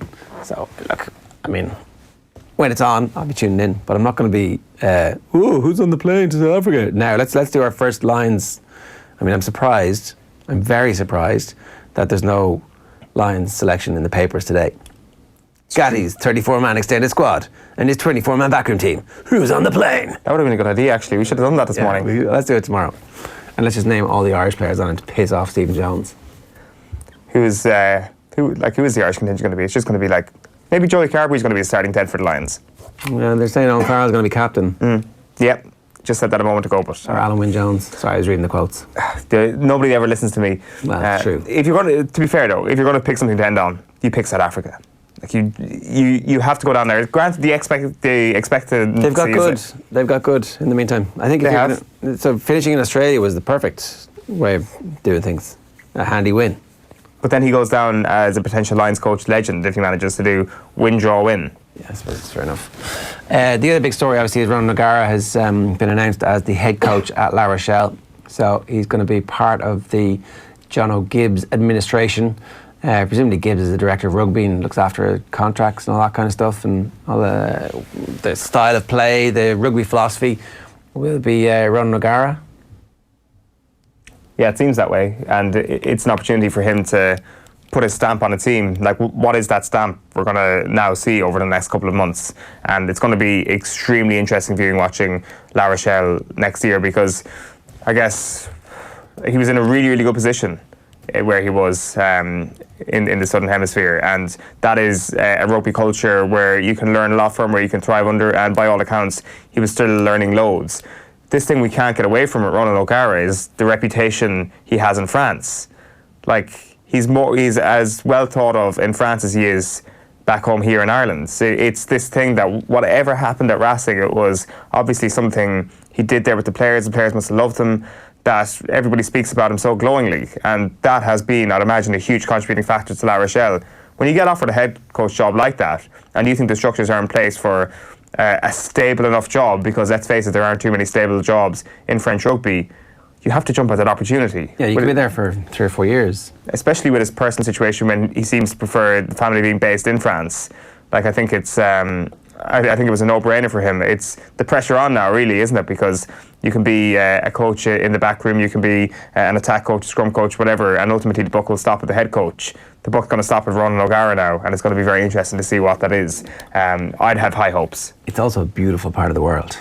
Like La Rochelle, that whole area is like a really beautiful part of the world to live in. If if quality of life is important to you, and it is to everybody, then there's very few other jobs in the world that you're like, wow, this is like an amazing climate, beautiful part of the world, pretty close to home, direct flights, happy days. It's true. If I was in an ugly country such as New Zealand, I would have wanted to get the hell out of there as well pretty quickly. I don't know that all of New Zealand is... Canterbury isn't great, is it? I'm not sure. Did you? I don't want to slide into a conversation here slamming the touristic capabilities of Canterbury, but I think that parts of where they film Lord of the Rings is beautiful, and there's like all the vineyards where they grow the nice wine, grapes, and etc. But I'm pretty sure that you're saying Canterbury's a shithole. Well, it's Christchurch, isn't it? Christchurch. Yeah. So I got that wrong one time before. I thought it was like a provincial part of Canterbury, but yeah, by all accounts, it's not the nicest part of the world. It's a bit grim. Fair enough. It's you that said it, not me. La Rochelle over New Zealand, to be fair, closer to home and all that. Is part of this being back in sight, back in mind sort of thing when it comes to us, and it's like, same time zone, watch top 14. You can watch a lot more La Rochelle now. You know the way you give out about parts of Kerry? Yeah. What parts of Kerry do you give out about? None. What parts? No, I'd never go out of it. We've done this before. Go on, tell me quickly. We all know, like, it's great atmosphere for a game in Tralee, but the town itself sometimes leaves a lot to be desired. Kieran Donaghy's on hold, so we get his thoughts on that in 1 second. Off the Ball has joined forces with 3 and 20 by 20 to bring you the most exciting event of the summer, our very first all-female roadshow celebrating the best of Irish women in sport. 20 by 20 is celebrating role models and the essential part they play in getting women and girls into sport. On the 11th of July, we'll feature 3 different panels of Irish legends and icons who will inspire with their stories. This is going to take place in the Alex Hotel in Dublin. There are limited tickets, so make sure you get yours fast. It's an exclusive off-air event again, so the only way you can see it is to be there on the night. For more information, head over to offtheball.com/events. You are listening to OTB AM, Ireland's only sports breakfast show. We're live on YouTube, Facebook and Twitter. Second part of the show is coming up right now. Shot clock. Asif Kapadia is the director of Diego Maradona. He's going to join us in the studio around about 9 o'clock, and sports news with Phil Egan. We're with you all the way until 9:30 this morning. It's 8:34. Part 2, Kieran Donaghy's shot clock is on the way. Here's first Tommy Walsh talking the genius that is TJ Reid. When he started off, Joe, with Kilkenny, his skill was no one ever questioned his skill. No one ever questioned his ability on the ball. But his work rate wasn't, of what it is now. It was just okay. But in around when he hit about 25, 26, his just work rate, he started, I suppose, going to the gym 5-6 times, I'd say, a week, even at that stage. Then he opened up his own gym. Yeah. He was going to the gym the night before a game. So off the field, on the field, he just really bought into the life of an inter-county hurler and brought it to the extremes of the likes of the Ronaldos of this world, where just everything was about hurling, diets and everything. Now, technically, Joe, this man, just a genius. I remember marking him in a training. It was a training camp down in we were staying in the Seafield that time, so it was down, I think, in the Buffers Alley field, real hard field, and I was out marking him. I was wing back, right wing back, he was wing forward, and he was just catching balls all day, and I just said to myself, right, if I'm not going to catch it, I need to stop him catching the ball. So I stood over on his catching side, so he catches the ball with his right hand. I stood over on that side in front of him and caught his hand. So I caught his hand with my left hand. And I said, right, he's definitely not. I said, when the ball comes down, I don't care, I'll header it or something, but he's not catching it.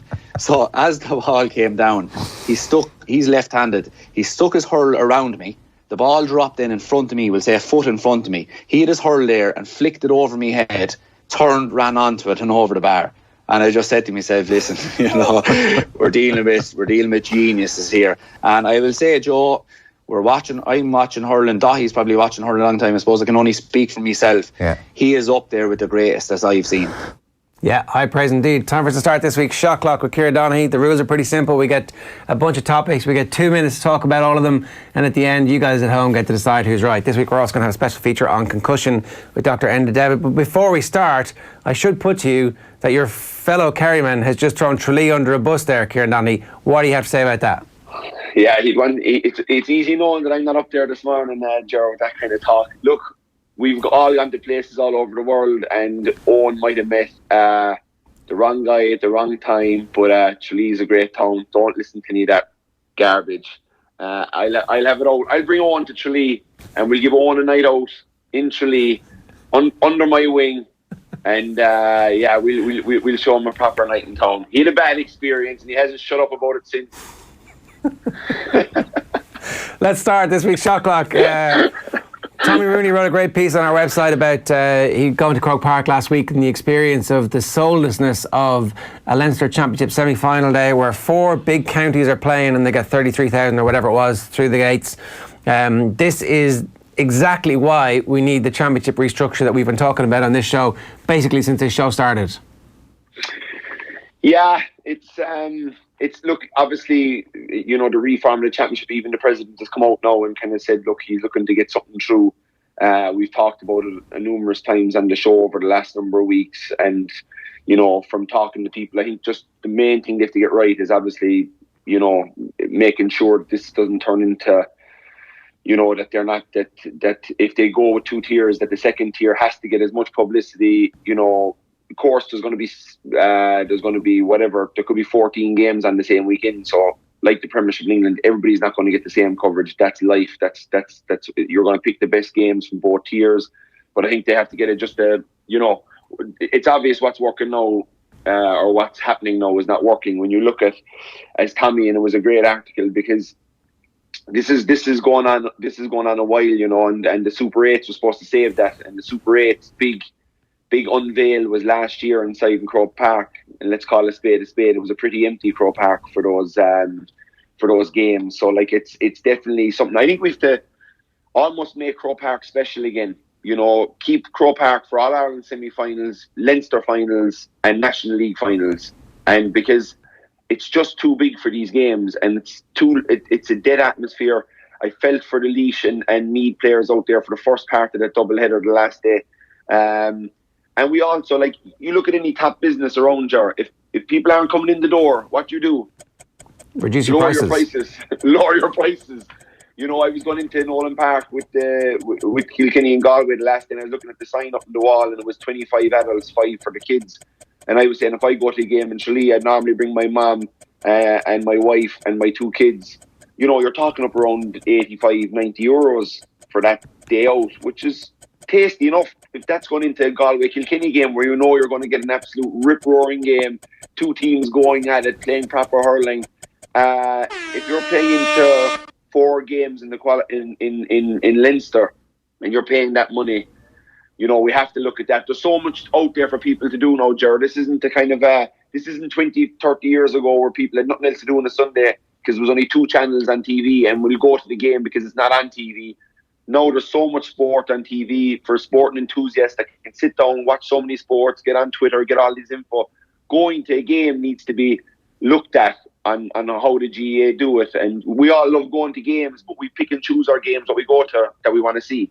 Yeah, no, fair point. I think if you're going to have those games in Croke Park, it should be a 5 or a 10er in. Try and fill the place. Try and make a bit of atmosphere. Have a bit of a party. Kids for free. Stick a concert on or something. Anything you can to try and get the numbers up to make the atmosphere seem worthwhile, because that's going to have a knock-on impact on the players and the pitch. You can kind of tell that they're not into it as much. What's next? Next is just we're like, obviously we have Dr. Enda David talking about concussion, but we'll go through some of this with him. But I wanted to talk, you know, even reading, you know, Cormac Ban, who I played against in 2008. It was scary. I'll be honest, it was scary because it just got me to thinking about, you know, we all play club games over the weekends. We have physios, we've got a coach, we've got selectors, we've got, you know, every big huge back rooms, and club football now is nearly it's practically like county football at the moment. But what we don't have in our ranks that we do have at county level is a doctor to games. So I'm just, one of the questions I pose to you, but I'll pose to probably Enda later on, is how do we try and make this safer for the club player? You know, I had a cousin who got a bad injury playing rugby. Ronan Fitzgerald, Roundy we call him. He got a knee into the head in a warm-up for a rugby game. He was sat down the sideline. He was given great care. We'll put a nice pack over your head. We'll see how you're getting on. But it was in the warm-up, and then the game started. He's sitting down there with a nice pack over his head. The game is on. You know, the coach is trying to coach the team. You know, I don't know what backup was there on the day, but they called my uncle straight away when he got the bang. And when my uncle got there, you know, he said he was sitting there with a pool of vomit in front of him. And my uncle said straight away in his head, his first thing was, this young fella's dying. And, you know, he was rushed to Cork. He was up. His head was cut open on the rushing from the ambulance into the theatre to release the pressure on the head. That's an extreme case. And he's good. You know, he's good now. He's studying to be an electrician. He's a great kid. But it did affect him for a long time, and that's the extreme. But just on the normal concussion, like what can we do that makes it safer for the club player is my point. Yeah, I think it's just about education. It's like constantly banging the drum to the point where everybody's bored listening to it, where you just actually know that these are the symptoms, and this is the, if you've got any doubt, somebody comes off straight away. But obviously the message isn't quite out there as much as we assumed that it had been over the last couple of years, because it's been such a talking point in rugby, and it's a talking point in Gaelic games when somebody like Roy O'Carroll comes on and is clearly concussed in an All-Ireland final, and then it continues to happen in league games after that, where, you know, the message is out there that this is not as big an issue in the GAA as it is in other sports. But actually, you know what, I think it is, and it's a big issue in soccer, in club soccer right around the country. One of the lads at work here got a ball to the face recently and was like, I'm grand, went out and played, got another bang to the head and realised afterwards that he had been concussed, but he played on through the first concussion, and that was the issue, that nobody in the team said, no, that's a suspected concussion, off you go. So that's the ultimate issue though, Ger, isn't it? Like, I'm the club player, I'm getting a bang, I'm down on the ground, it's a big game, I'm getting up. Of course the player is going to want to play on always. And, you know, like you'd have fellas going, oh no, he must come off. Oh Jesus, I'm fine, I'll play on. That's the tricky part. Yeah, exactly. We'll come back to that a little bit later on. So the NBA finals have turned out to be a fairly amazing, as dramatic an NBA finals as you could hope for. It's 3-2 or 2-3 depending on where you are and where you stand at the moment. So we're looking at Game 6 overnight tonight. There's a good chance it's in Oakland. There's a good chance it's going to go to a Game 7. Where do you stand now? Is it still the Raptors to lose, really? It is. It's the Raptors to lose, but I have a slight fear for them. I think Golden State will win a tight one tonight, and I just fear for them slightly if it goes back to Toronto for a Game 7, because they don't just have the pressure of a city, or they don't just have the pressure of their own fans. They actually have the pressure of a country on them.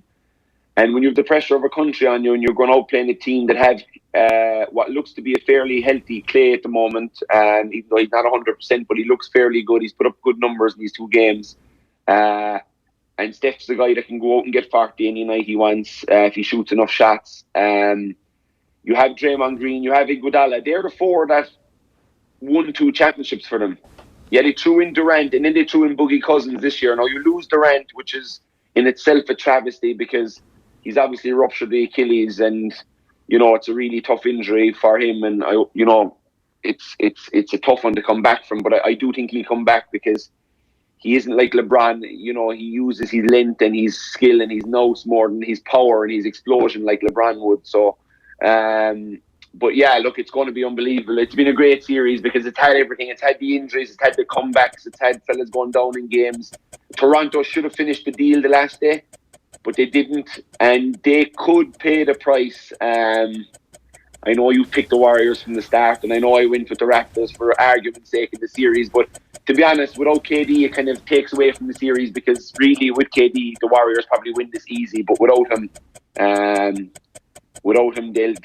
they could struggle. But tonight is just massive. Tonight is pivotal, really, on who goes on and wins this. Yeah, I'm worried for the Warriors at this stage. I think obviously you would be when they were 3-1 down. The 3-2 comeback is great, but I think that they rode the emotion of the Durant injury throughout that game. They won't have that tonight, so I think it's going to be interesting. I think tonight's the night that there's a good chance the Warriors lose and Toronto actually get it done with a game early. I want to move on to the US Open. So we're talking golf, and just to remind everybody, this isn't part of our predictions here, but we will do our predictions later on. You've picked the winner of the last 2, and we're starting our own Off the Ball Open this year. You're coming to Abu Dhabi with us, so we're looking forward to that. Well, absolutely, yeah. It'll be everybody's off the drink for the week. It's real serious stuff. Tea time. I can't wait for it. What are you playing off? You strike me as a bit of a bandit. What are you playing off these days? I'm off of 12, and I'm playing in the Pro-Am to the Irish Open, so I'm going to try and keep my handicap at 12 until at least after that. But really and truly, I'm definitely going to keep it till Abu Dhabi. There'll be no local competitions played till after I come back from Abu Dhabi. But yeah, I don't have time for the local competitions, unfortunately, but love a good 4-ball. And that'll be great. But what's going to be great starting tonight, and it goes on late into the night, probably 1 o'clock, 2 o'clock for the next 4 nights. But we'll all be sitting there. We'll all be watching. We'll all be tuned in because the golf now. We used to have Tiger 10 years ago or 12 years. You'd be kind of going, Tiger will win this. Who's going to challenge him? The majors got not a bit boring, but you were kind of fearful of would Tiger kind of smash it out of the park. No, it's the big guns are out there in force. Rory's back flying. DJ's going to be there. Brooks Koepka's going to be there. Jordan Spieth is back playing well. Kentley's playing serious golf. That's just the big guns, and you still have loads of fellas outside that can win it as well. So it's hugely exciting, and if we, Pebble Beach is just one of those courses, isn't it? It's one of the ones we would have played in Tiger Woods golf when we were a bit younger, playing a lot of PlayStation. Because it's just that iconic. It's got a few iconic holes, and really looking forward to it, to be honest. Yeah, the US Open is one of those tournaments that you kind of got to tune your mind in to be able to watch it. And once you're in it, it's this amazing ecosystem of really hard, struggling golf, and you're watching the best players in the world hack it around a little bit. And if you can attune yourself to that, then this is an amazing spectacle.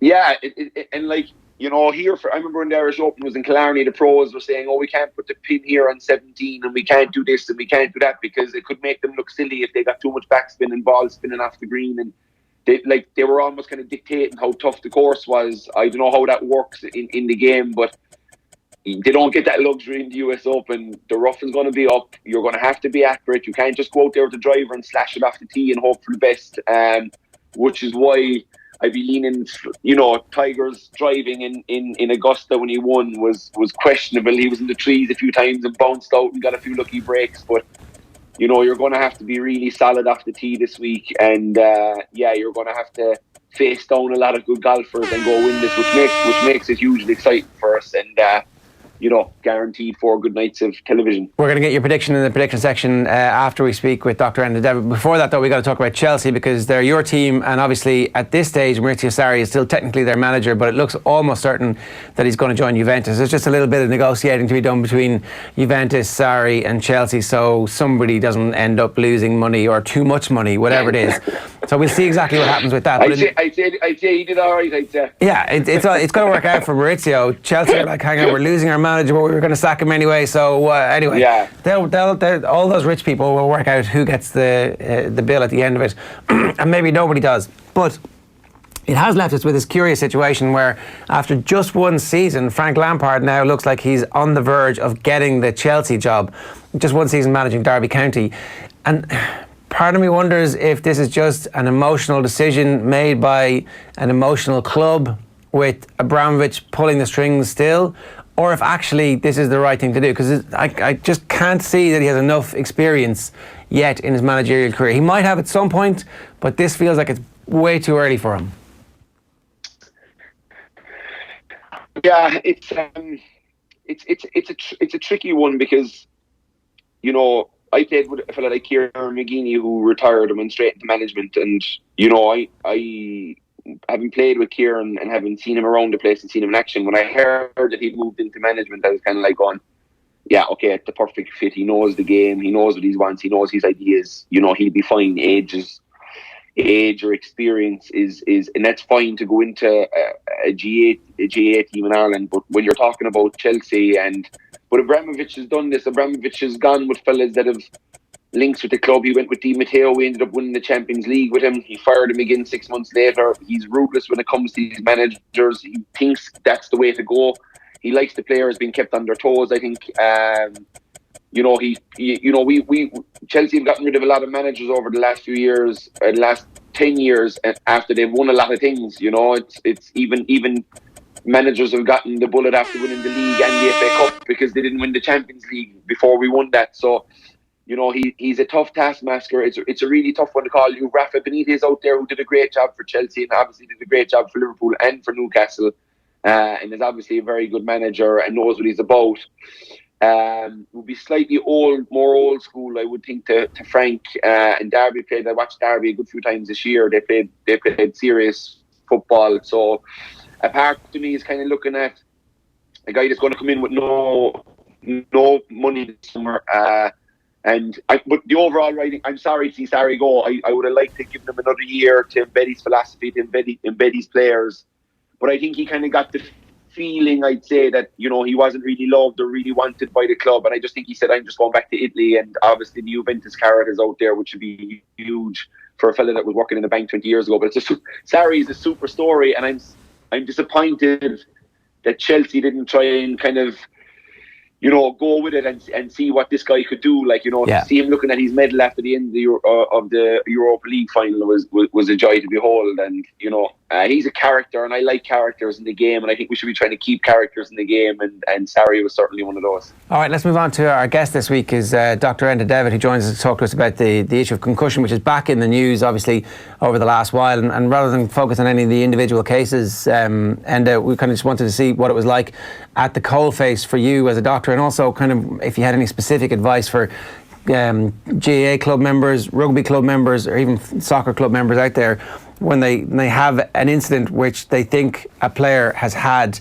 a head injury. First off, you might just talk to us about what it's actually like being at the coalface here, and how aware players are at the moment of the issues around concussion. Morning, Kieran. Yeah, it's a morning. Where do you want me to start there? I know it's constantly in the media, and it's something that there's a lot more awareness of now, but I think we have a long way to go with it. But what was your first question there? I guess really about the awareness the players have, because I talked about like what it's like being a doctor when you kind of discover somebody who you think might be concussed in the middle of a game. But do you find that players are actually aware of this more now than they were, say, 5 years ago? Yeah, they are. They certainly are. And again, it depends on the level of the game that you're talking about. Like, you'll have vast different levels of understanding when you're talking about the elite levels of the game, say within GAA or rugby. That'll be more conscious of it, but then down to club level, as I think Kieran was mentioning there earlier. But So like it's I think what's hugely important is that we continue the education, but like we can keep saying this over and over again, but how do we do that to actually make an impact? And I certainly say any of the teams I would work with, I think it's important that we don't just tell people about that concussion is a significant injury in that, but we need to adapt ways of how do we educate the players that will actually help them make the correct decision. Like I think Kieran mentioned there earlier about, even if a club player or a teammate says to him, "Oh, are you okay? Maybe you should go off," and he goes, "No, I'm fine. But so like, we need to talk to these players probably in the pre-season. So I'd speak with our players about, okay, this is why we're doing it, not alone. If you sustain a concussion, if you get a second injury, have you the, although rare, potential for much more severe injury or even catastrophic injuries, like we have had in this island. But also, I think sometimes what players will respond to more is data that they're aware of. Look, if I continue to play after a suspected concussion or a confirmed concussion and I don't leave that field of play, how is this going to affect my recovery time? So there's some good data out there now, and there's been some good studies done on like players who stay on the field even after sustaining a concussion, even without having sustained another injury, be it another knock, but they're just on the field, they're just running around. And some of those studies would have showed the player that was taken off immediately took on average 18 or 19 days to recover. Those who stayed on for even more than 3 minutes, between 3 and 15 minutes, their recovery times extended to 28 days. If they stayed on the field for another 15 minutes, the recovery times went up to 44 days. And I think that's the type of thing, say, I don't know, maybe you as a player as well, Kieran, you listen to more. Like, players now probably, if they're feeling their hamstring is tight or they've had issues with it, they're much more likely to go, okay, right, I might come off here because I might miss 2 weeks, 3 weeks. So players tend to respond to that, but I think probably where we need to change it is to a whole culture shift at underage level, that you don't have that situation where the player wants to play through it because he's used to coming off at a younger age. Like, for example, say at a games development conference in Croke Park there a few months ago, like a perfectly legitimate question by one of the coaches that were at an under-8s game, under-8s hurling training or something like that, and you've got 2 under-8 players who have a clash of heads, both fall to the ground, they seem relatively okay, and should you take them off? And my answer to that, and I understand it's a perfectly legitimate question, is what we need to be thinking is, well, why wouldn't you take them off? Because we need to listen to the campaigns that the sporting bodies have had there. If in doubt, sit them out. And if you change their attitude at that level, then they're much more likely to take the right advice years down the line. So we probably need to keep chipping away at it. And what we need to remember, the difficulty in a lot of these cases is it won't be obvious initially. The symptoms may well have a delayed onset. I was just doing a bit of this last night, and I came across this Dr. Karen Liller over in the States. I don't know if you've heard of her, but she's got a digital program that asks athletes a number of questions, kind of along the lines of word memory, sequencing, attention, visual memory, reaction time, all that kind of stuff. And it's administrated to all her younger players. This is kind of for 5 to 12, 13 years old. And I'm just thinking of the club player, as I said earlier on when you were tuning in. Is there something along those lines that there could be a program that would be sent out? These questionnaires that these things that are asked to players, rather than just the kind of what day is it, and could we look to get something like that out to clubs? That it's the GA get an app, and the app is sent to every club manager. He gets all the players to fill it in. Yeah. No, that'll be an onerous task if you ask any club manager that they'll have to get these fellas to fill in all these questionnaires. I know, and then club managers are pulled in all directions. But like, is it something that could kind of help in the scenario that if a fella is down, that even a physio could come along? Because we physios at every club game, we don't have doctors at every club game. So can the physio come along with this tool, and can he assess somebody, or do you have to be a doctor, or do you have to be a specialist, or do you have to get an MRI scan, basically? Well, going back to your question about is there something like that available, like that you can get out to clubs? Absolutely, there is. It's here, and like say at intercounty level, within Galway, we have a computerized baseline, along those lines on all of our players now, that at hurling and football, that from minor up, and we hope to start rolling that out more. So I'm not sure which tool she was using, but yes, that is available, and not just at intercounty level. It's there. It's available for clubs who want to get it done, and part of the network I work with, the UPMC Concussion Network, is making that broadly available now to whatever clubs want to avail of it. So they can get in touch with those.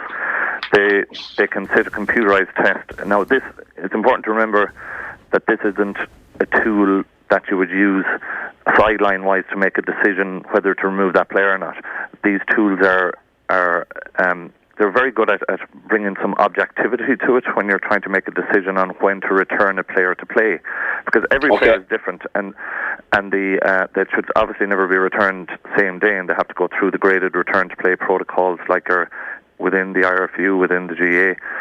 But what that type of test does, it does give you a much better level of objectivity that then, when you see them 48, 72 hours later, whatever it be, okay, we know where they're at. We can then make decisions, be it, a week later. Sometimes when I see a player, there might be 6 weeks recovering, and everybody is different. But those tools as well, they're really, really useful for a number of reasons, because they'll give you that objectivity, but also what they'll do, it's important to remember that they're one tool within the whole management pathway. We can't just use those to make a decision based on, okay, your score is okay, now we're going to get you to go back. You still have to go through a graded return to play. Sometimes they might have recovered on a tool like that, but subjectively the player isn't quite there yet, and also vice versa. But the other thing I think that is important, that if that becomes more widely available, I think what's likely to happen then, and again, it is more widely available, any clubs that want to do it, you're much more likely, if you have that type of baseline, to then go down the right pathway, to see the person who can use that tool, who can then who's seen players with concussion all the time, and can then make decisions, rather than, I think probably what's happening on the ground a lot of the times is, okay, that player had a concussion, whether removed or not appropriately at the time, then they end up in A&E departments, or they end up at their own local doctor, and they're just being given this rough time frame. Take 7 days out if you're they're referred to the minimum return to play time frames, or take 15 days out, or if you're a female or an underage player, or if you're in rugby, it's 23 days underage. But that's just a figure that's thrown out there, and their minimum time frames. What's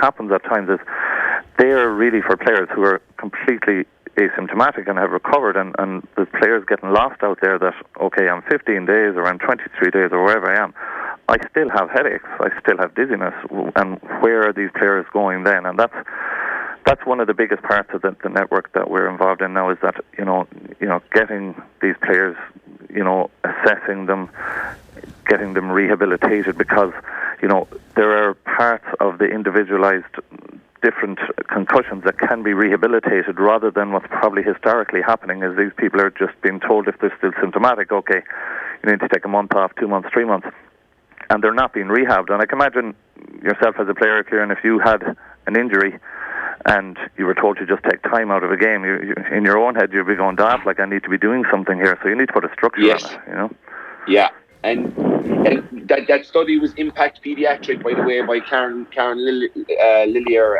That's Impact Pediatric. But it's the same, Impact, it's the same system we use. Probably is. But going back just on my side of it, right?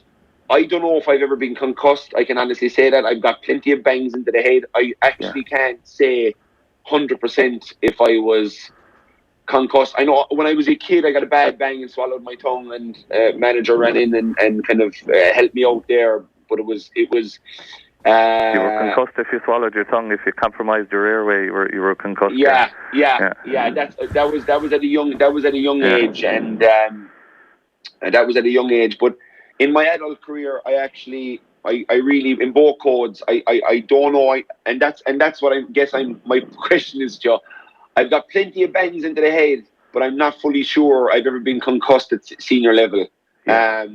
Is it blaringly obvious when you're concussed as a person? Is it very easy to see afterwards? If I'm at a club game and I'm playing and I don't have a doctor and I get a bang and I get up and I play away, is there a way that I know myself, geez, I have to be careful here, I think I got a bad bang today? Like, I know there's the obvious ones, you getting sick and maybe headaches, but is that it? Are they the signs? Yeah, like, you see, there's various levels of it, and sometimes, say, if you're a doctor or a physio or whatever supervising a game, you'll have the obvious ones, like, say in rugby, that what they refer to as criteria 1, where warrant immediate removal from play, and covering a game, they're the easy ones, where there's an obvious loss of consciousness, okay, which only 10% of concussions will have, or the person who has obvious ataxia, or they're wobbling all over the place, or you look at them and they're clearly dazed. So those ones are easy. It's the more subtle ones that are quite difficult, to assess, say, as a medic trying to remove them. Is there a possible changes? Is there possible behavioural changes? Are they dangerous, them ones that you say that are hard to diagnose? Pardon? Are they dangerous, them ones you're saying are hard to diagnose? Are they dangerous to me as a person, as a player? Well, what we want to do is you have the decision about immediately removing that person. And look, things can be delayed and things might get missed. Like, rugby gets a bad rep in relation to concussion in that, like, it's always being brought up in the media. But, like, when you look at the level that they're looking at this in rugby, they have they've got the team doctor, then there's 2 people inside, the immediate care doctor and the match day doctor, who are looking at it on video on 4 angles for possible imbalance, or was that player on the ground a little bit longer and stuff. So, that's, again, the elite level of the game, but they're like splitting hairs on making decisions on this stuff. But then, as we go down the levels, then, stuff is getting missed. We don't know what the long-term effects of it, but I think the conversation we should be having is not about, necessarily primary prevention, but, because there's huge benefits to people participating in sport. There's no doubt about that from a mental health point of view, physical end point of view. But what we need to be doing is, improving coaches, physios, medics' understanding about the possible signs of concussion. The sporting bodies have had good campaigns about removing them from play. But now what we need to be concentrating, I think, on is secondary prevention. And, now what do we do to make sure that player isn't going back again until we can be sure they've fully recovered? Because what's often happening out there is that player is going back a few days later. He's not going through protocols. We're not sure he's recovered. Like, there's a good study done there a few years ago with the GPA and Acquired Brain Injury Ireland, like looking at GA players for once rather than picking on certain sports. And they surveyed, I think, mid-teens to late 20s, and 54% of them admitted to having been concussed while playing GA. 44% of them had between 2 and 5 concussions. And the staggering statistic probably on it was that 58% of them continued to play with the concussion, and 42% returned to play before being symptom-free. So we have to change that, because that's what will, I think, practically help us reduce any potential long-term effects of concussion, which we still don't know. There's much more research has to be done there. But what can we do in the interim is just make better decisions on return to play. Great stuff. Enda, thanks a million for joining us this morning. You've been great with your time. Thank you. No problem. That's Dr. Thanks, Enda. Dr. Enda Devitt there. I think the one takeaway is that if you have been concussed, it can be rehabbed, and you should definitely do as much research as you possibly can to try and get yourself some help. But I think that whole idea of introducing baseline testing makes everybody aware of the issue. People talk about it. You're more likely to make good decisions if a concussion does arise. Got to do our predictions, and as I've already said, Kieran, just to remind everybody, you've accurately predicted the winners twice of the 2 majors. You've got a 100% record. You're going for the three-peat. Who's going to win the US Open this week? I'm going for 3 in a row. Give me the... All right. I'm not going one of the big guns. Yeah, there's a bet out. There's a bet there, like it's 15-8. There's a bet there about one of them favourites to win. But look, there's no. Our viewers aren't going to make a few bob out of that. So I'm going with Lowry. I'm back in Lowry. I think he's hitting the ball really well. He's come down to 40-1. He was second last week, second behind an absolute scintillating Rory McIlroy who blew it out of the water. No, he's not going. He can't win anyway because no fella wins after winning the week before. We know that. So that's Rory gone anyway. So no, I think Lowry. I've talked to a few people, close to him, and he's hitting the ball really well.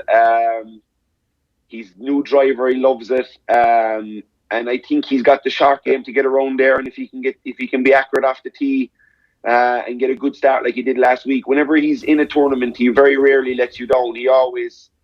He's got the stuff, as I call it, inside him. So I'm going to go with Lowry. Right. And if Lowry wins and I go 3 from 3, all bets are off for the last major. Oh yeah, well we're quids in if Larry wins, so happy days. 3 out of 4 will be perfect. All right, so I actually. Who you got? I think you're wrong. I think you're wrong about Rory. I think Rory can win. I think Rory's one of the streakiest golfers, one of the streakiest sports people that you've ever come across in your life. So I think if he's 10 strokes clear last week, there's a good chance he's going to be some strokes clear at this week. I think Brooks Koepka, everybody's actually sleeping on Brooks Koepka to do his own three-peats. Again, it's mad. It's absolutely mad that he's not like clear favourite just to win this. I mean, it is a US Open. So anyway, look, we're completely out of time. So I need one-word answers for Galway against Roscommon in the football. Galway by 4. All right, you picked Roscommon to beat Mayo last week. I'm going to go Roscommon just to go against you, and because I think they have a good chance. Also, Limerick tip. I'm going Limerick. Who have you got? I'm going draw. Ooh, right. I'm going draw. I don't know. I can't pick between these two teams. I know it's a one-word answer. I know we're out of time, but it's a draw for me. It's good value. Kieran, good stuff. Thanks a million. We'll see you for next week's Shot Clock. You're the man. Thanks, Jar. Another one in the books. Plenty to get your teeth into there. If you've got any comments for us, you can use the hashtag OTB AM. You are listening to OTB AM, Ireland's only sports breakfast show. We're live on YouTube, Facebook and Twitter. You can get us as a radio show on offtheball.com, and as a podcast goes live later on. So you absolutely no excuses for missing us. Just subscribe to us wherever you get your podcasts and give us an L5 out of 5 there, and you can leave a little comment on it. We'll do the iTunes review comments for you anytime now. It is 11 minutes past 9. We're going to hear next from Oscar-winning director and the force behind Senna and Amy, Asif Kapadia, about his latest project, which is called Diego Maradona. That's in cinemas from today and captures the rise and fall of the man they called a god in Naples and Argentina in a pretty incredible way. Join Bruce Betting now for a risk-free first bet up to €100. That's right. New Irish accounts can enjoy a risk-free first bet up to €100. So if your first bet loses, we'll refund your stake with a free bet. Now that's giving you more. Bruce Betting. In store, online, and now on your phone. T's and C's apply. Please gamble responsibly. See dunlewy.net.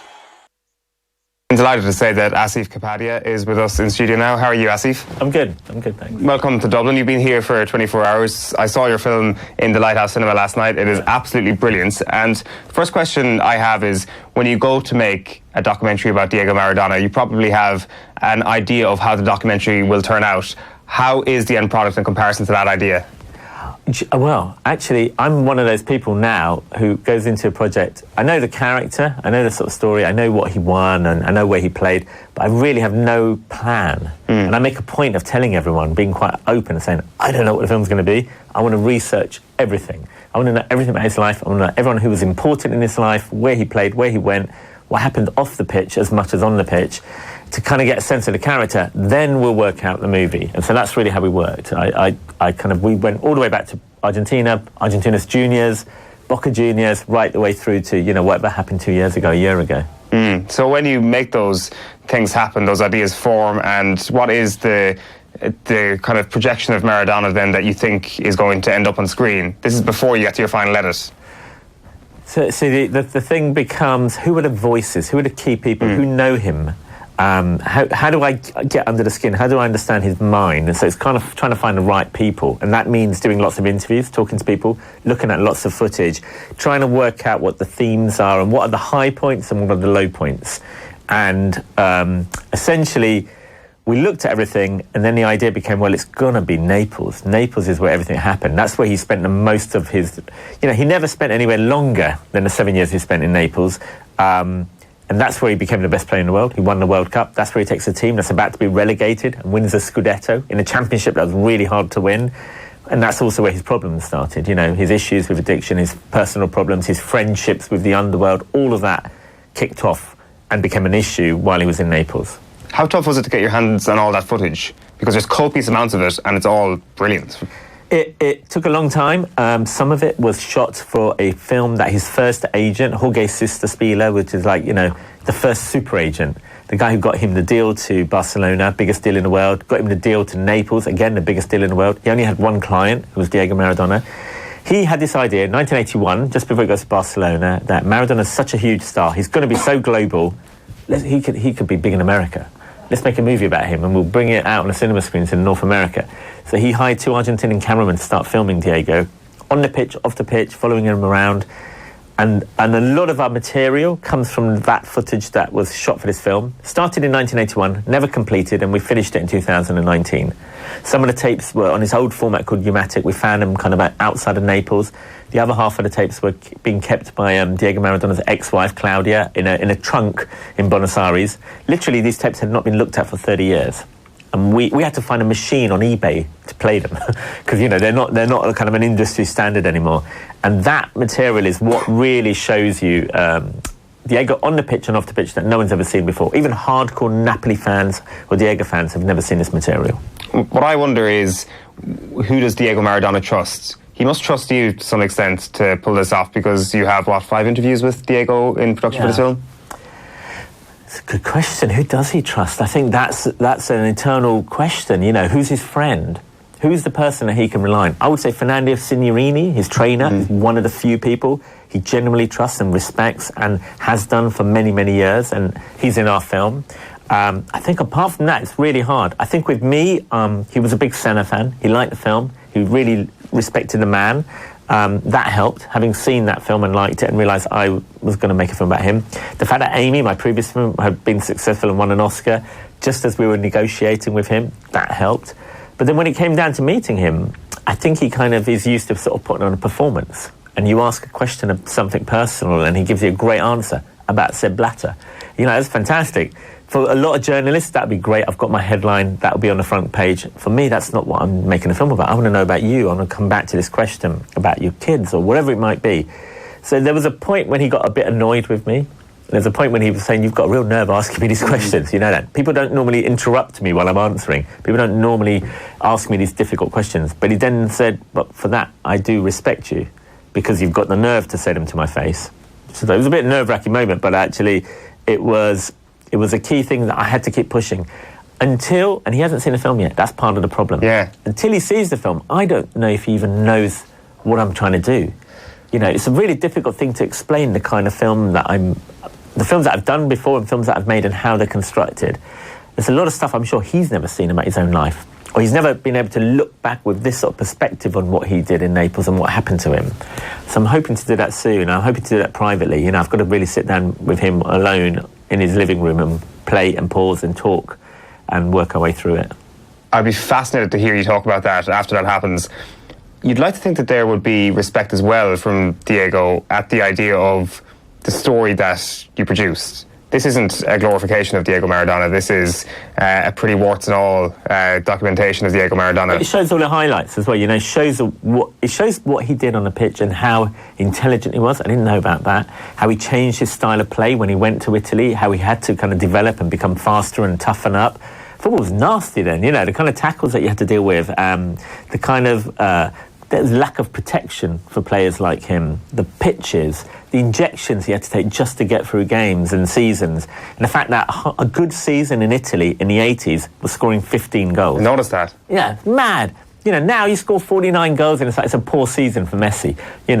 Football was different then, and he is the best of the time when it was really tough to be a footballer and really tough to be an attacker.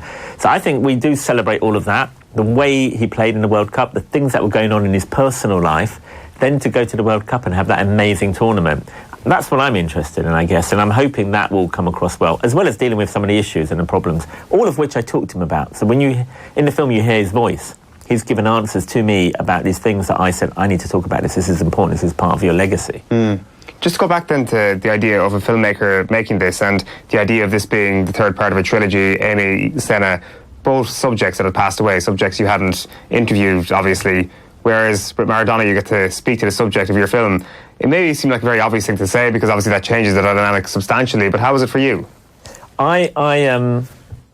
It makes it, at the beginning it makes it more difficult because you've kind of got this pressure of I've got to talk to the guy, I've got to meet him, and then you have the kind of issue of a lot of famous people, the challenge of, excuse me, the issue becomes a challenge of getting to meet him, getting past the entourage. Once I met him, I liked him, but then there's this other question of the person I'm meeting in 2017-18, is that the same person I'm actually making the film about in 1984? Is he a different guy? You know, is he the most reliable witness for his own story? Has he rewritten history in such a way that he has his version of events, but all of the evidence, because we do quite forensic research, you're looking at it and going, that's not what happened. But he's got a great story that he's told thousands of times to journalists who print it, and I'm going, well, does that actually sync up? So that was an interesting challenge, which I wanted, because the film's about kind of growing up and getting old. Senna and Amy didn't get that chance. They didn't have to answer for some of the things they did because tragically they died young. With him, he's still managing the things that he's done and some of the things he may have owned up for, other things he's still not recognised that he's actually made a mistake. And our film's trying to show a bit of that. And I'm hoping to somehow have a bit of sympathy for him after you see the film. People might think it's a bit of a joke, he's a bit of an idiot, he's made lots of mistakes in his life, or you know, cheats, you know, the classic English thing, English fan thing is, he's a cheat, I don't hear what he's... You know, he got elbowed in the face, people tried to break his legs, they did break his ankle, he's playing football, and that's cheating as well. You know, he's trying to be cunning. I'm not a fan of what he did against England, but that's also how he was as a man. He says this great line, I thought, you know, football's a game of deceit. It's about how much you can trick people, what can you get away with? And that's kind of how he was on the pitch and off the pitch, because he's a street guy. He came from a really tough place, and he's used to surviving. He's a street fighter. Yeah, I found that line very interesting as well. It's also fascinating that you say that about him perhaps not being the most reliable witness of 1986 or a 1984 version of Maradona. And just kind of like a final point, because Italy, for anybody who hasn't seen it, and we'd encourage everyone to go see it, is probably the spine of this and a narrative basis of Diego Maradona.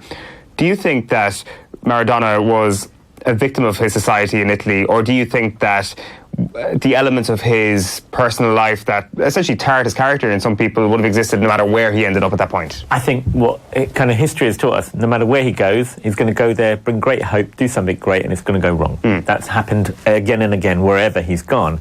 But I think the greatest place for him, in a way, was Naples. The place that became his home was Naples. They loved him unconditionally. They needed him. He needed them. He had a lot in common with them. You know, his background from his mother's side is kind of Southern Italian. You know, in Argentinian terms, he's kind of considered dark-skinned. In people in Naples, in the south of Italy, are considered dark-skinned, and you know, he says they would consider the Africans of Italy. You know, there's racism and things that Neapolitans have to deal with within Italy. So for him, he needs a cause. He needs someone to fight. He's like loves this idea of having, I'm going to take on the power base. So it was perfect, Naples. It gave him everything he wanted, and they never told him, you know what, you have to be there for training on Monday morning. He's like, I'm going to go out and party. They're like, fine, we don't care. We love it. We've got that Maradona playing for us, you know. But the problem with that freedom is, you know, it can get out of control. And the things that were going on in Naples at the time were all of the issues that, you know, were the worst thing for Diego Maradona to have. You know, we have the underworld. There is a lot of drugs around there. There's a lot of people of the night, let's just say. And he loved to kind of live by night. He said he couldn't go out in the daytime because there were so many people who wanted to touch him and grab him and, you know, and be near him. So he existed at night. He didn't really rest and sleep. He wasn't a professional like a lot of players now. He was living on the edge because he's a street guy. Yeah. And but he just happened to be an incredible genius footballer as well. He certainly did. It's called Diego Maradona. Go see it. It's out this Friday. Asif Kapadia, thanks so much. It's been great chatting to you. Thanks, mate. Yeah, that looks great. A quick reminder that BMW and Triathlon Ireland are challenging the OTB team to hashtag Try for Pieta this summer and raise funds for Pieta House. It's not this summer, it's this Saturday. And we're all ready for it. Right on, you're pumped. Anybody who's been tuned into this show for the last couple of days will be hearing Owen's little fake cough. Yeah, pumped to the gills. I am. I might not be able to make it up the hill. Are you a complete rookie? Hey, nice work by everybody. For more information, check out triathlonireland.com. You'll see the link. It never gets old. On the hashtag Try for PA. BMW is the proud partner of Triathlon Ireland and is the title sponsor of the BMW Triathlon National Series. And we're going to the one Hook or by Crook. It's called Hook or by Crook. You'll be sympathetic towards Lance Armstrong after Saturday. With the sore ass, is that? Everything he did, Saddle you'll be sores. like, I can see why. You know what, Lance? I need to you for actually saddle made the sores. right decision. The Chris Froome story must have freaked us out. Definitely, Owen was like, what? No, it didn't freak me out. He got to 40 kilometres per hour. I was getting nowhere near 40 kilometres per hour. Coming down the hill, you get to 60. Yeah. On a wet, greasy day. Coming down the hill means you got to get up the hill. You get to 60. If you've been timing your things, it's not that hard. You've been timing your cycles? Of course, yeah. How else are you going to do it? Hit benchmarks, that's what we're trying to do. Oh, and think about it. I mean, Chris Froome is like, a very good bike handler and he crashed into a wall. You can't cycle around the little model. It would actually be embarrassing if I didn't finish last to all the other people who finish behind me. No. If anybody finishes behind me, it would actually be the most humiliating thing that has ever happened shaming people who to are any of getting off those their ass people. and doing exercise. I think, because as you can say, I can't even handle a bike. Phil, Premier League fixtures? Oh, the excitement around the office. Already people have worked out who's going to win the league, where it's going to be lost. But Well, you've just done it. You were like, oh, well, you see these last three fixtures. I know, yeah, you can't help but not do that. But Premier League champions Manchester City will start the defence of their title away to West Ham. That's on the 10th of August. The first game of the season, Friday night, under the lights at Anfield, Liverpool against last season's championship winners Norwich. But the game of the weekend is at Old Trafford. Manchester United at home to Chelsea, who could be managed by Frank Lampard at that stage. And United then away to Wolves the following weekend, which... No points from 6! There's a few United fans in the office thinking exactly like that. But some of the significant ones, we gave out about the fact that City and Liverpool met so early, the second time last season, January. Title decider turned out. Yeah, so 4th of April is their second meeting at the Etihad. Their first meeting will be on the 9th of November. Now, it's down as Saturday, the 9th of November. You'd imagine that's going to get moved probably to a Sunday, but that would be an early kick-off on a Saturday morning. Could be, yeah. I suppose it depends on how Champions League is going. Is Champions League, is that a Champions League week? November doesn't tend to be, but off the top of my head I wouldn't know. I was looking at the last 3 fixtures, right? You know, like the way when Spurs beat City to get through to the semi-finals of the Champions League. Sorry to interrupt, but on the 6th of November last year, Red Star Belgrade beat Liverpool by 2-0. Yeah. So that could be the week. That could be that same week. Yeah. Now also as well, throw in internationals because there is internationals in November. This year. Yeah, because I know Ireland are playing Denmark. Yeah. At the Aviva in November. So yeah, like think about the run in last season and how Liverpool fans and City fans were looking at potential fixtures where their opponents would drop points. City's last 3 games: home to Bournemouth, away to Watford, home to Norwich. Liverpool though. How many points do you think that is? That's 9 points. 9 points. Right. So Liverpool's then away to Arsenal, home to Chelsea, away to Newcastle. That's 9 points. Well, they got 7 points from it last season. They drew at the Emirates. That was very early on in the season, was it not? Yeah, that was... At that stage, Arsenal will have folded their tent. They'll be out. They'll be done concentrating on the Europa League. Yeah. Not even sure about that, to be quite honest with you. But thanks for the optimism. But just some of the derbies then. The first Merseyside derby is going to be a Wednesday night at Anfield. Ooh, good. And then the following weekend, you've got the Manchester derby. Okay, so a week of derbies. It's a good idea. They need to start. Yeah, sometimes they do. Packaging the way things they've up. usually done it is the derbies are on the same weekend. So these are all available to look at in more detail on offtheball.com. You can decide where your team is going to finish next year. We need a World Cup update and your predictions. Yeah, I predicted France would win 2-0 last night, 2-1 though. They won. Renard scored the most calamitous own goal. It was pretty ridiculous. I don't know what she was trying to do. She scored a couple of goals in the first game against South Korea from corner. So every time France get a corner now, there's a close-up of Wendy Renard, who's the tallest player in the World Cup. She's 6'1", but the corners weren't actually very good. The Germans beat Spain 1-0. So Germany and France both have 2 wins from 2. I suppose we were interested to see what France were like because the Americans had put down such a marker the night before. And Norway were good. Norway were good, yeah, but saying that, like I still think there's plenty of gears left in France, and we're still on course for that France and USA quarter-final. USA's toughest group game is going to be against Sweden. They play them last, but the games today, then you've got Australia and Brazil. Australia was a bit of a shock that they lost to Italy, so Australia are under pressure against Brazil. Brazil won their opening game, and then you've got South Africa and China as well. But in terms of my predictions, there's just this one person that is running away with the predictions. Like, absolutely ridiculous. I think I'm only 2 or 3 points off second place. Who's this person, and can we follow their... They're called the Levies. So are they a family? Family, yeah, okay, sounds good. Well, I don't know. They're putting their heads together, and they're... this is the thing that I'm doing for Shelburne.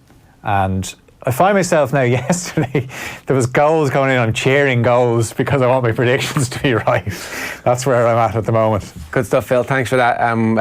It's the Shelburne women's team, that's one of their fundraisers. So a novel idea from them. We wish them the best of luck with it. We're live from 7 o'clock on News Talk this evening and across all of our social channels. As ever, if you missed any of this show, you can watch it back on OTB.com or on YouTube every morning. We also have an audio-only stream, which is available through the website, offtheball.com. You just click the listen button, and we've got some good stuff during the day on that listen button as well for you. It's definitely worth checking out. And shortly after the show wraps, which is in about 10 seconds time, this show is up as a podcast.